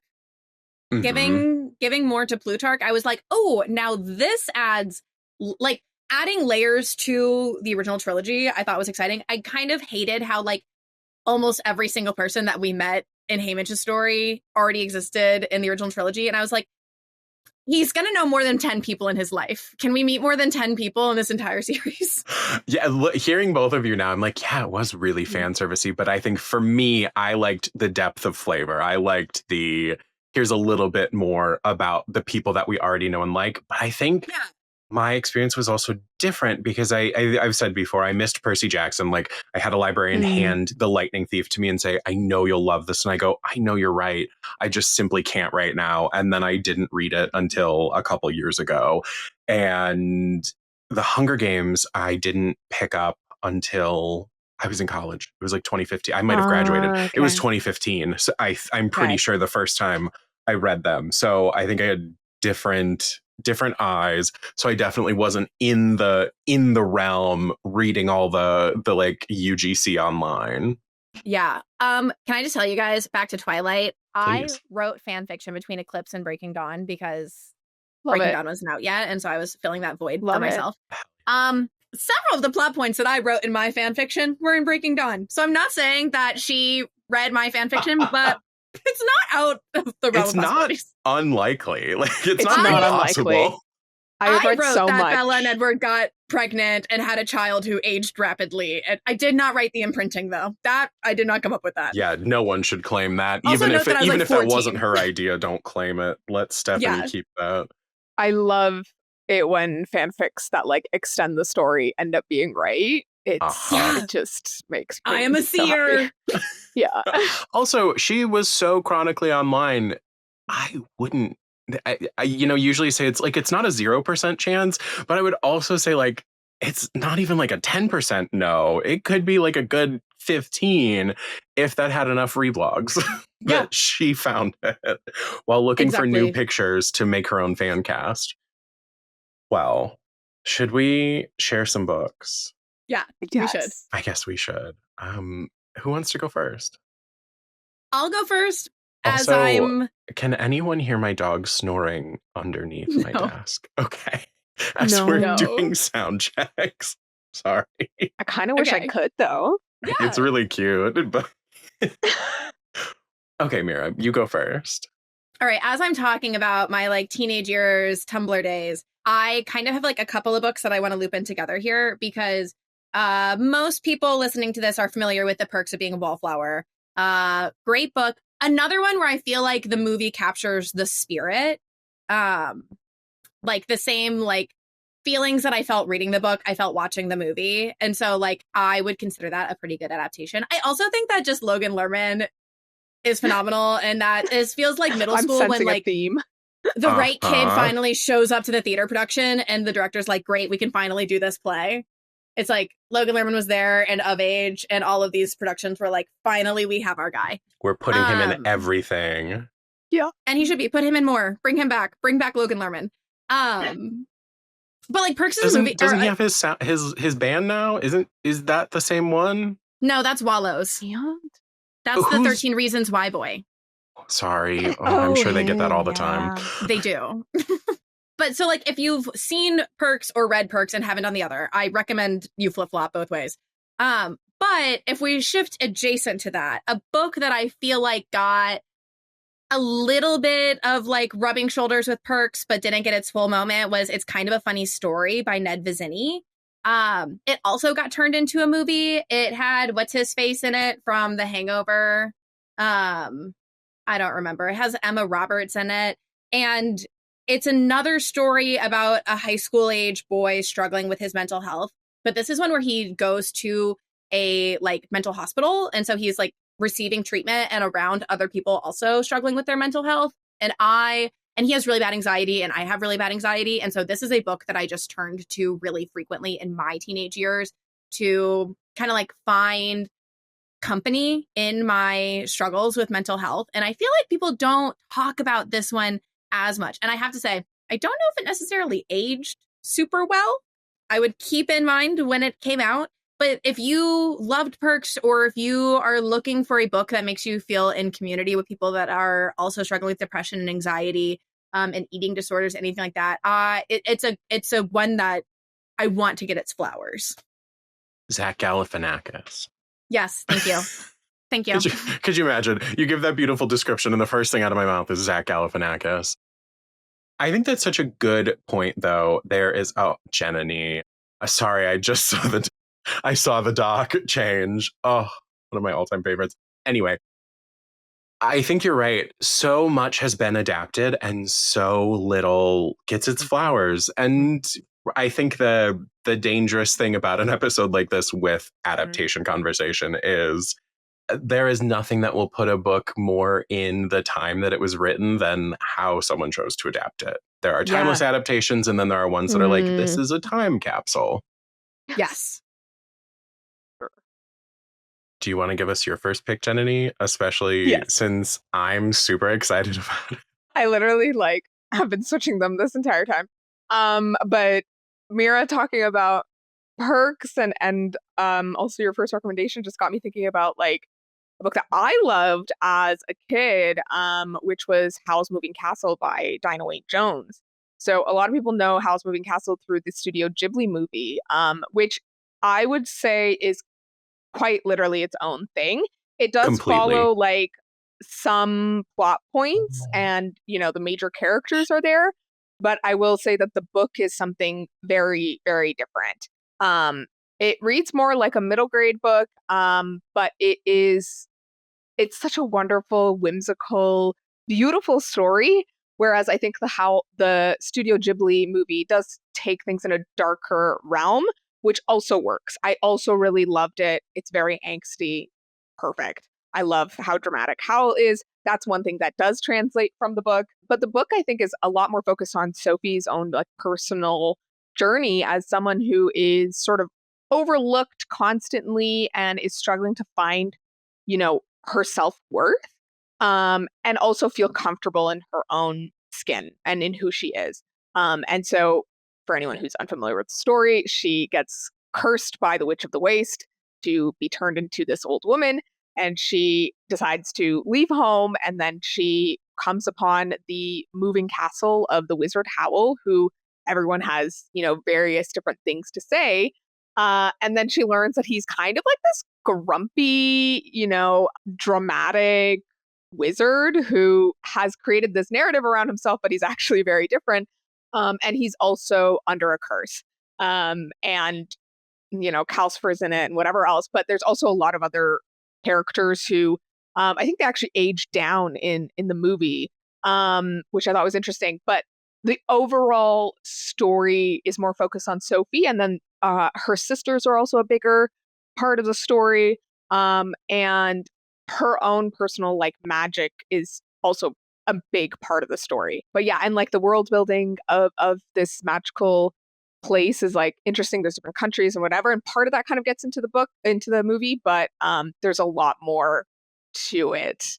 And yeah, it's definitely more whimsical in tone, which I loved. So as someone who was growing up feeling kind of like a loner and feeling like I don't fit into things, I related so hard to Sophie, but also to Howl, who does the same, who is also feeling the same things, but reacts in a different way. Yeah. Absolutely. You want to talk about books that were and maybe still are my whole personality? Howl's Moving Castle. I was the older end of kid when the movie came out and had discovered the book, and me and my friend just back and forth. This was the world we lived in. It is so beautiful. It's a gorgeous conversation on self-discovery. It's like the cozy hero's journey of finding yourself, finding your own power. OG cozy fantasy, I will say. OG cozy fantasy, because y'all have heard me say that like I just can't get into too much fantasy, and yet I'll say like one of my all-time favorite books is Howl's Moving Castle, which is like fantasy as hell, but it's absolutely the OG cozy fantasy. Can I tell y'all one of my dumb things with Howl's Moving Castle? I've only seen the movie. I Yes. just saw it for the first time like 2 years ago, maybe a year ago. When Sophie is like running through the field and she sees Turnip Head and he's like, blah, blah, Turnip Head. I could not hear what she was saying. And I thought she said Jonathan. And so later I was like, how did she know that the Scarecrow's name was Jonathan? And my friend was like, Turnip Head? So now he is Jonathan to me. That's so funny. So long, Jonathan. It's so funny because Turnip Head is like such a much bigger Pivotal. character in the book. Yeah. Honestly, more pivotal every- character. Honestly, every character. Yeah, I'm like, yeah. like props to you for getting everyone in, but you did nothing with them. Yes. Yeah. They're all, it is love story on top of love story, which is what makes it so much the cozy the OG cozy fantasy. But it is not, Sophie doesn't have to find love for Howl to evolve. She has to find love for herself. She has to find respect for herself. So like, while there is romance and love and all of that to it, it is not the necessary part of the Love plot. that. Yeah. Oh, it's so good. Did you see any? We're getting so many special editions of it right now. It's eating good if you're a Howl's Moving Castle fan. I'm resisting. I have a copy. I don't need another one. Well, well. You're talking to the wrong people about that theory. You might be talking to the wrong people. I live in a small apartment. I can't give in. Listen, Diva, I live in 650 square feet, yet I have 3 copies of every single one of Adeline Grace's books right here. So literally there are like piles of books just like in every room of my apartment. And sometimes I'm like, my partner does live here. Like maybe he should have some space, but no, whatever. He knew what he signed up for. He knew.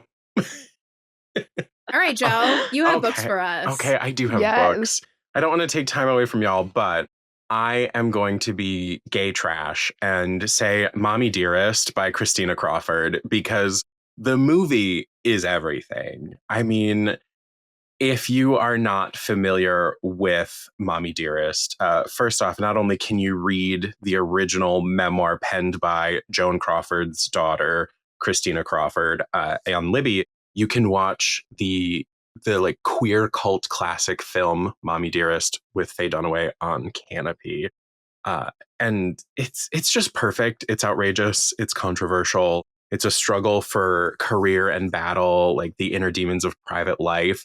It's just torment that was manifested in her relationships, Joan Crawford's relationships with her adopted children. And I don't know. I think something about this, like the gay scene has gravitated to, because the movie is absolute camp. Like Faye Dunaway lost her marbles or knew exactly what she was doing while recording this film. And I think like RuPaul's Drag Race proliferated it to a whole other like generation. And to me, this is one of those things that it's like, number one, my love of celebrity memoir is fed by the original book. But also this kind of like Joan Crawford dies and her adopted daughter, who was like the chief target of her abuse, mainly verbal abuse. There are a couple scenes of domestic, physical abuse. But that like her mother dies, and then this book is released into the world that just like releases all of her mother's dirty laundry when no one is there to do anything about it. And I think there's something about that kind of like diss track of a book coming out really speaks to me. And then a couple, it might have been last year. I have it right here. I don't know. I'm guessing. This was 2024. Okay, so it was last year, With Love, Mommy Dearest. So I'm doing 2 for 1. This is by Ashley Hoff, with some notes from Bruce Valanche. But this looks at when she died in 1977, Joan was remembered as an icon of Hollywood's golden age until publication the following year of her daughter's memoir, Mommy Dearest. Christina Crawford's book was an immediate bestseller, combining the infrequently discussed topic of child abuse with the draw of Hollywood drama. But when Paramount Pictures released the film version starring Faye Dunaway as Crawford, it was panned, and it remains one of the most legendary critical bombs in film history. This is where I think the gay community always comes in. They're like, oh, you think this is bad? Well, hello, showgirls, we love you. But it's a lavish big screen adaptation that drew unexpected laughter for its over-the-top scenes depicting life in the Crawford household. Rarely have such good intentions been met with such ridicule. Despite this, the movie was a commercial success and remains, 4 decades later, immensely popular as an unintentional camp classic. So this book is based on new interviews with people connected to the book and the film, from cast and crew members to industry insiders. With Love, Mommy Dearest details the writing and selling of Christina's book and the aftermath of its publication. So I would pair these two together if I were you. That will give you kind of like an overall beautiful little glimpse on this piece of camp.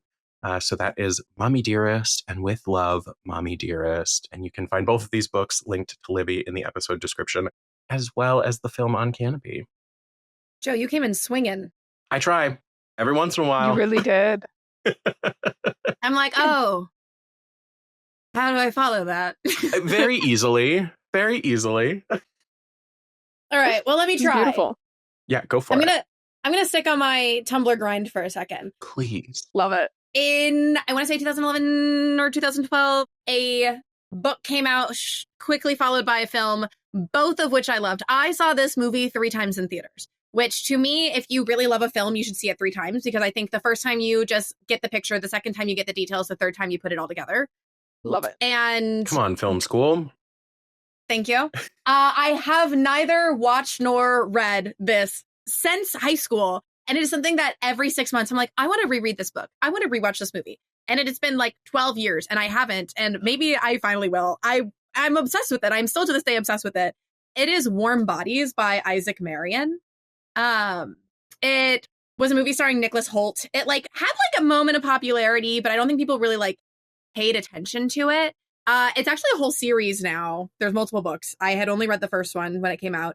But it is a like retelling of Romeo and Juliet in a post-apocalyptic zombie world where Romeo is a zombie and Juliet is a human. And there is something about their connection that is like reawakening the human elements in our zombie. I was really into zombie stories in high school.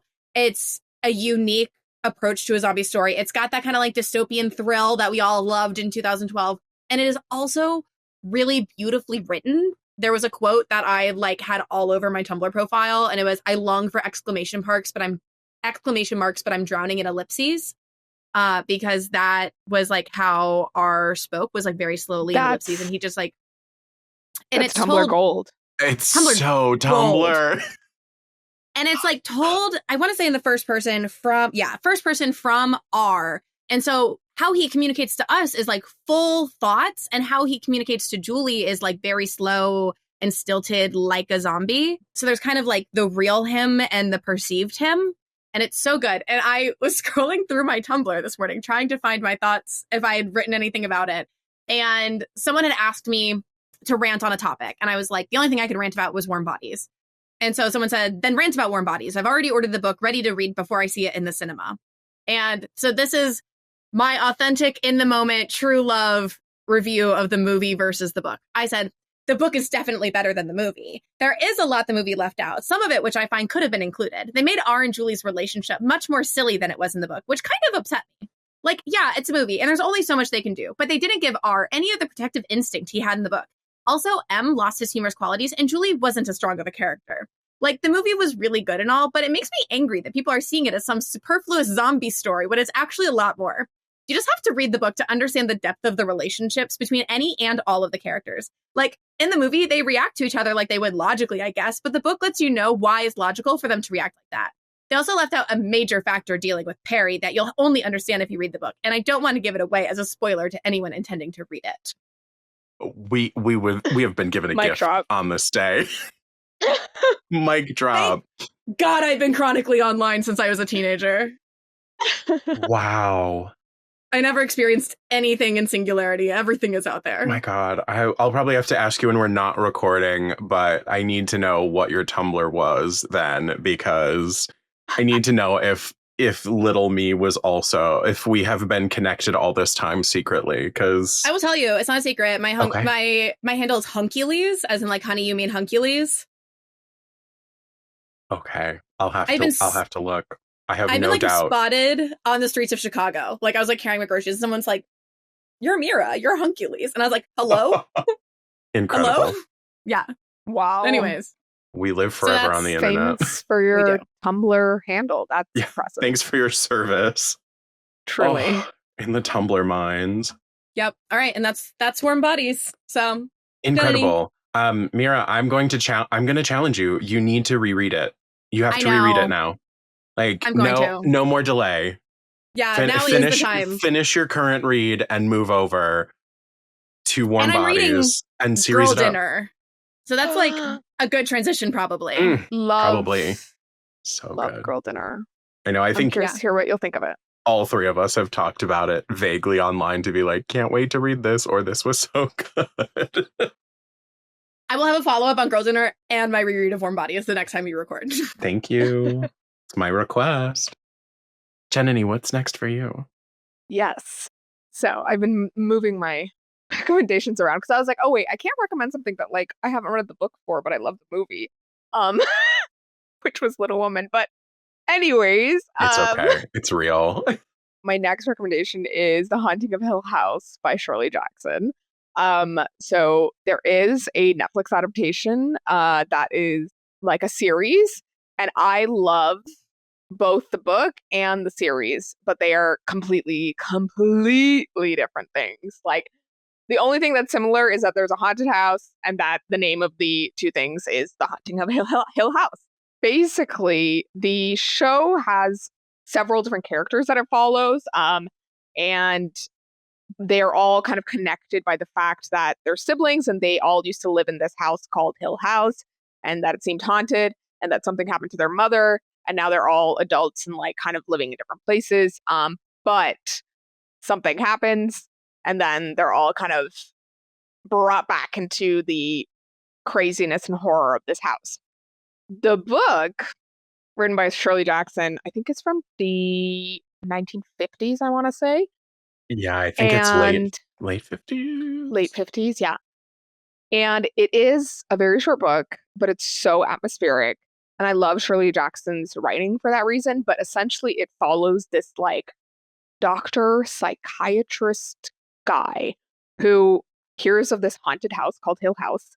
And he invites, I think, 3 or 4 other people to join him at the house and live there for a few weeks so that he can observe if the house actually,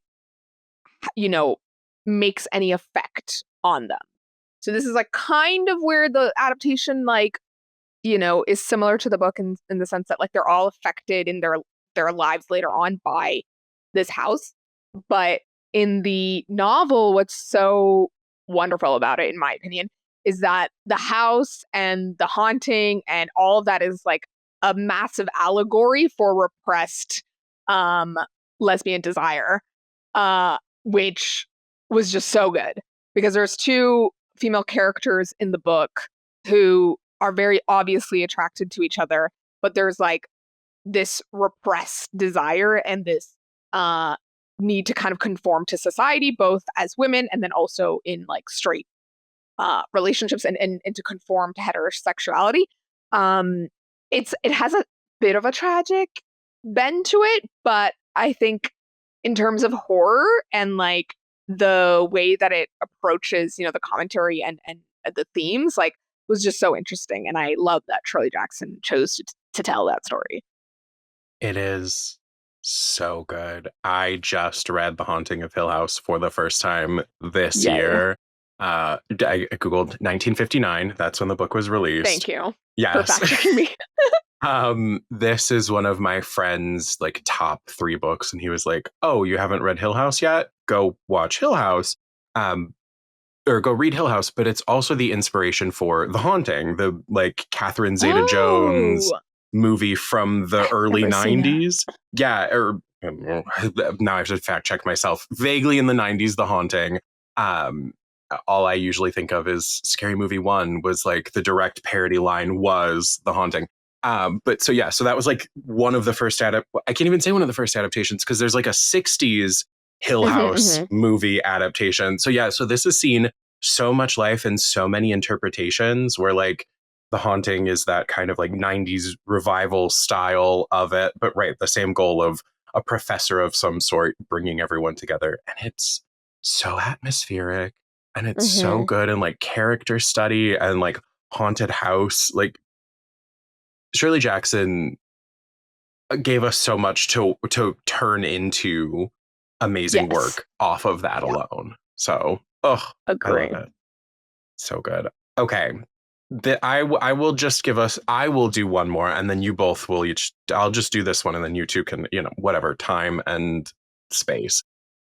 This is a different pick for me because I don't usually go quite this route with nonfiction, but I did enjoy this. I had to read this back in high school early on. And I think of my dear friend and coworker, Marissa, who loves an adventure story. This is Into the Wild by Jon Krakauer.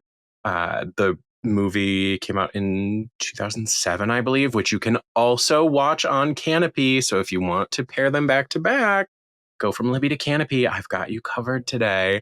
But anyway, this follows the story of how Christopher Johnson McCandless came to die. McCandless had given $25,000 in savings to charity, abandoned his car and most of his possessions, burned all the cash in his wallet, and invented a new life for himself. Not long after, he was dead. Into the Wild is the mesmerizing, heartbreaking tale of an enigmatic young man who goes missing in the wild and whose story captured the world's attention. Immediately after graduating college in 1991, McCandless had roamed through the West and Southwest on a vision quest, like those made by his heroes Jack London and John Muir. In the Mojave Desert, he abandoned his car, stripped it of its license plates, and burned all of his cash. He would give himself a new name, Alex Supertramp, and unencumbered by money and belongings, he would be free to wallow in the raw, unfiltered experiences that nature presented. Craving a blank spot on the map, McCandless simply threw the maps away, leaving behind his desperate parents and sister. He vanished into the wild. So Krakauer constructs a clarifying prism through which he reassembles the disquieting facts of McCandless's short life, admitting an interest that borders on obsession. He researches for the clues to the drives and desires that propelled this young man. When McCandless's innocent mistakes turn out to be irreversible and fatal, he becomes the stuff of tabloid headlines and is dismissed for his naivete, pretensions, and hubris. He is said to have had a death wish, but wanting to die is very different from the thing being compelled to look over the edge.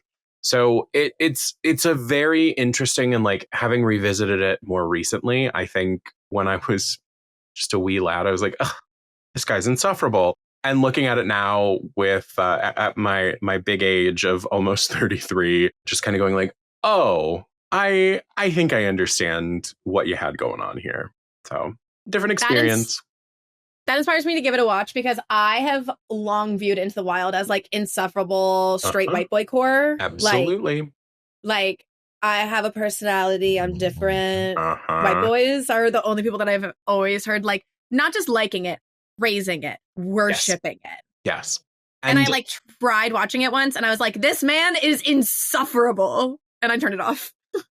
And, I felt that for a very long time. But on a recent watch, I was like, okay, I still feel that there were some insufferable choices here.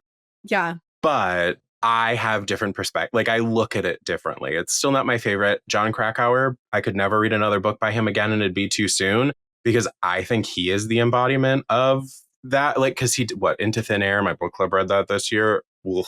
I DNF'd it and walked into book club and said, and what? But this I don't know.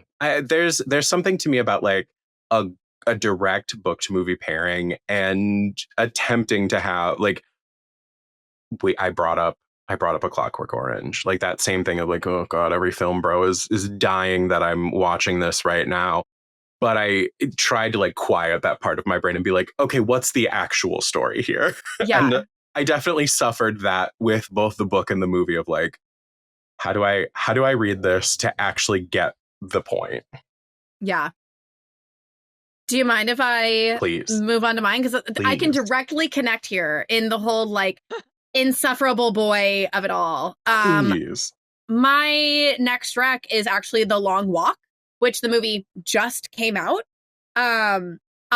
This is the only Stephen King novel I You weren't have ever kidding read. about insufferable boy core. Yeah. I said, let's go to the insufferable boy, Stephen King. The only other direction I could have gone was Quentin Tarantino.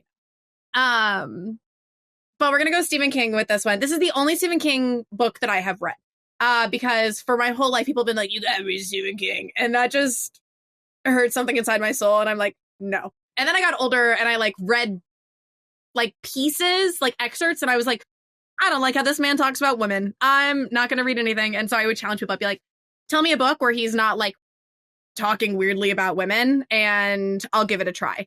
And one day a friend was like, you should try The Long Walk. It's written as Richard Bachman, like a different name, but it's Stephen King.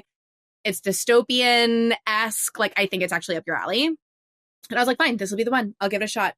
Did he talk weirdly about teenage girls? Yes, he did. But just for like a little bitty bit in a way that I was like, okay, fine, I can deal with this. I loved the book. I thought it was fantastic. I devoured it. It was like at the same time that I was reading Scythe by Neil Shusterman. So like kind of weird pairing, but like it made sense. Like that was just like the mood I was in. I was going to the gym and like walking on the treadmill at 4 miles per hour as fast as I could to like see how doable this was. And as y'all know, the movie just came out like a month ago. And I was stoked. Like this is a thing where people message me being like, oh my God, Meara, did you see this movie is coming out? And so I had high expectations going into it.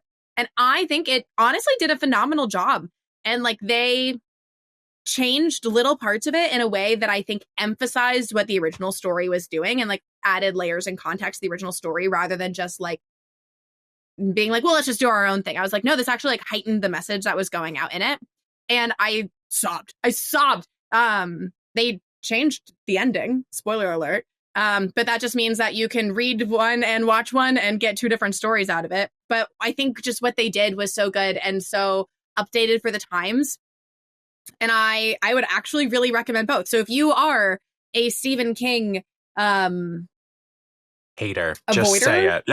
I was gonna say avoider. Like Avoider. I couldn't have opinion on him because I hadn't engaged. But if you're an avoider or you like didn't like it or like all of the other stuff, I actually like if you are a dystopian enjoyer, I actually really recommend both of them. They were both very good. I read the long walk last year too, I think, and I really enjoyed it. I've only read a handful of Stephen King because same, I love hearing slurs and terrible talk about women. Like, Yeah, sign me up, exactly. Stephen King.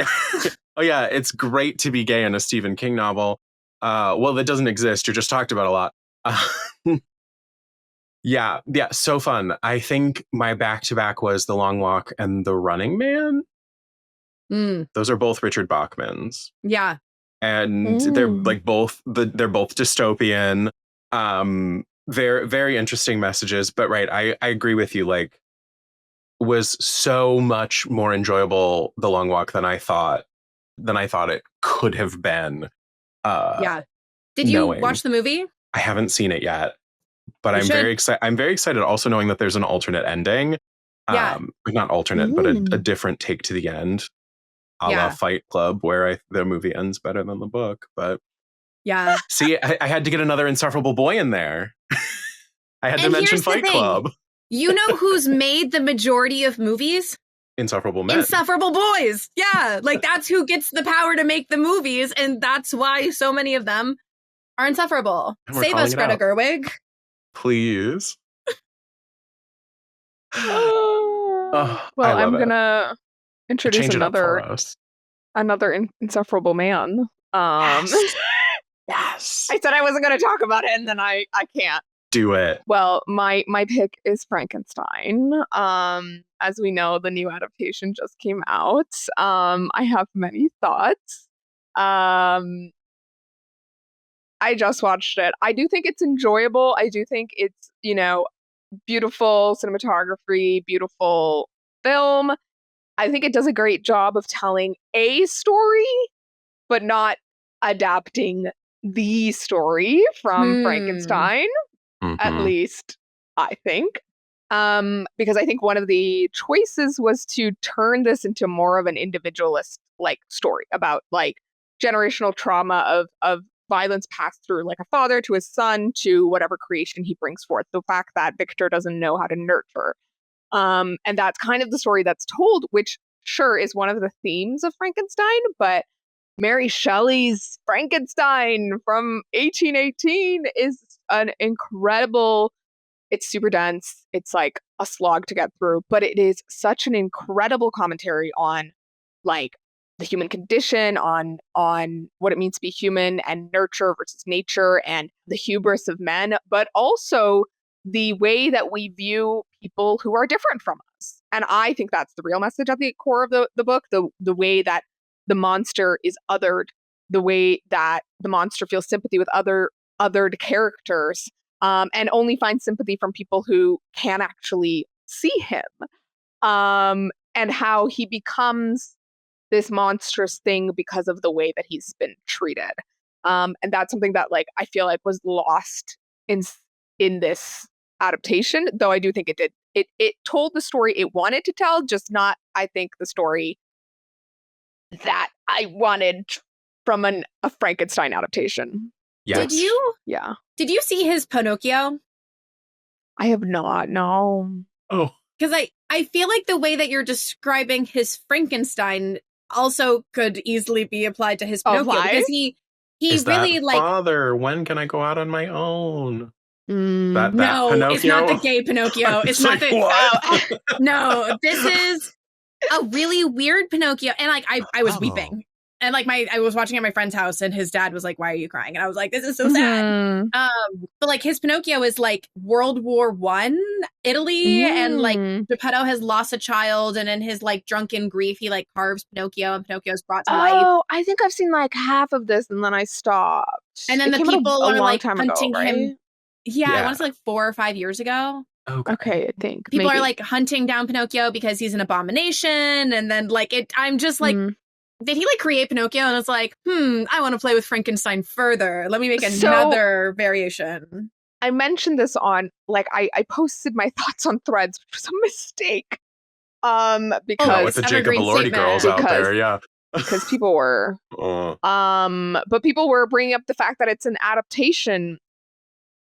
And I was like, okay, and You're like, and the point of the book was missed. yeah, I think, I mean, that's a question around adaptations as a whole, right? Do they have to convey the message of the book? Is it okay if they just adapt it into a new story with similar vibes or characters or whatever? When is Or it adaptation versus fan fiction? Right. Sure, yeah. And or when is it its own thing? Like, I think this story could have easily been its own thing.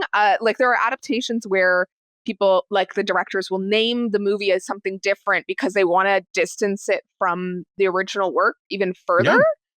Which, yeah, I mean, there's a part of me that wants to be like, well, it's art and everyone has their own interpretations on art.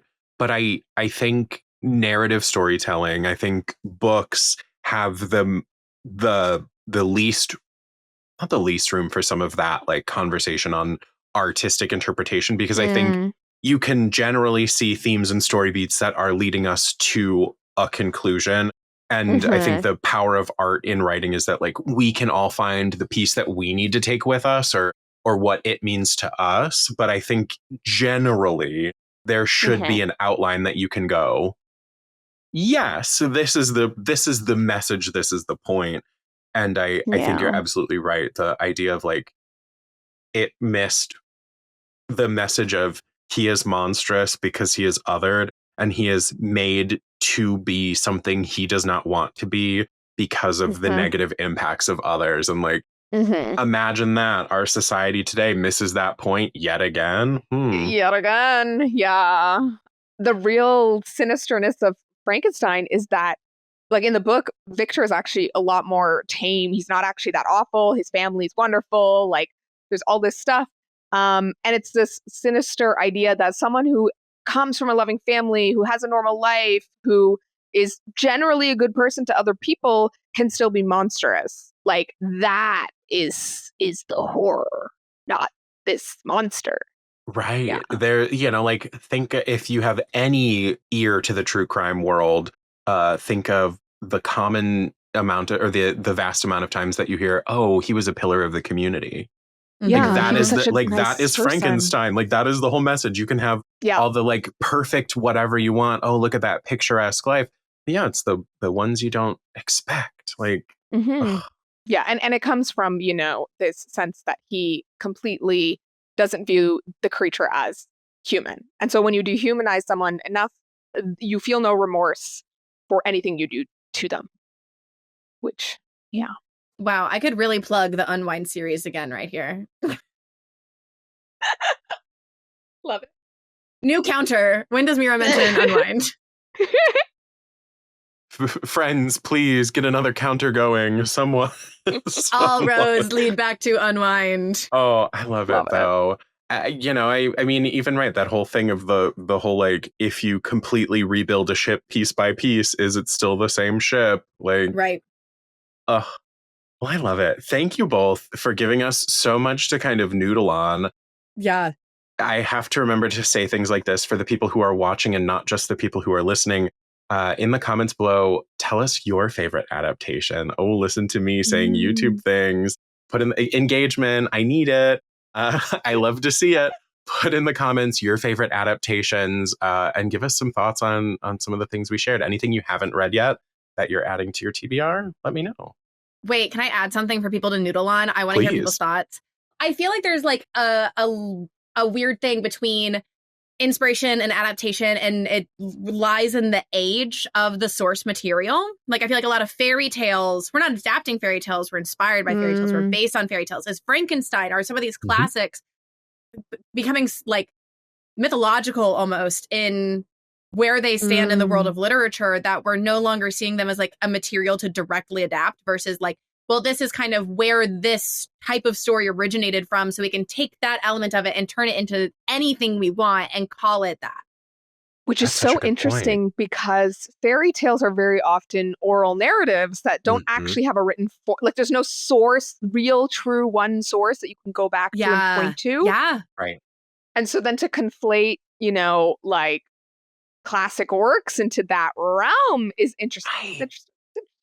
Yeah, that also makes me think of like canonicity. And so we're thinking like how much is taught in schools? Well, I don't know if Frankenstein is still being taught or Dracula.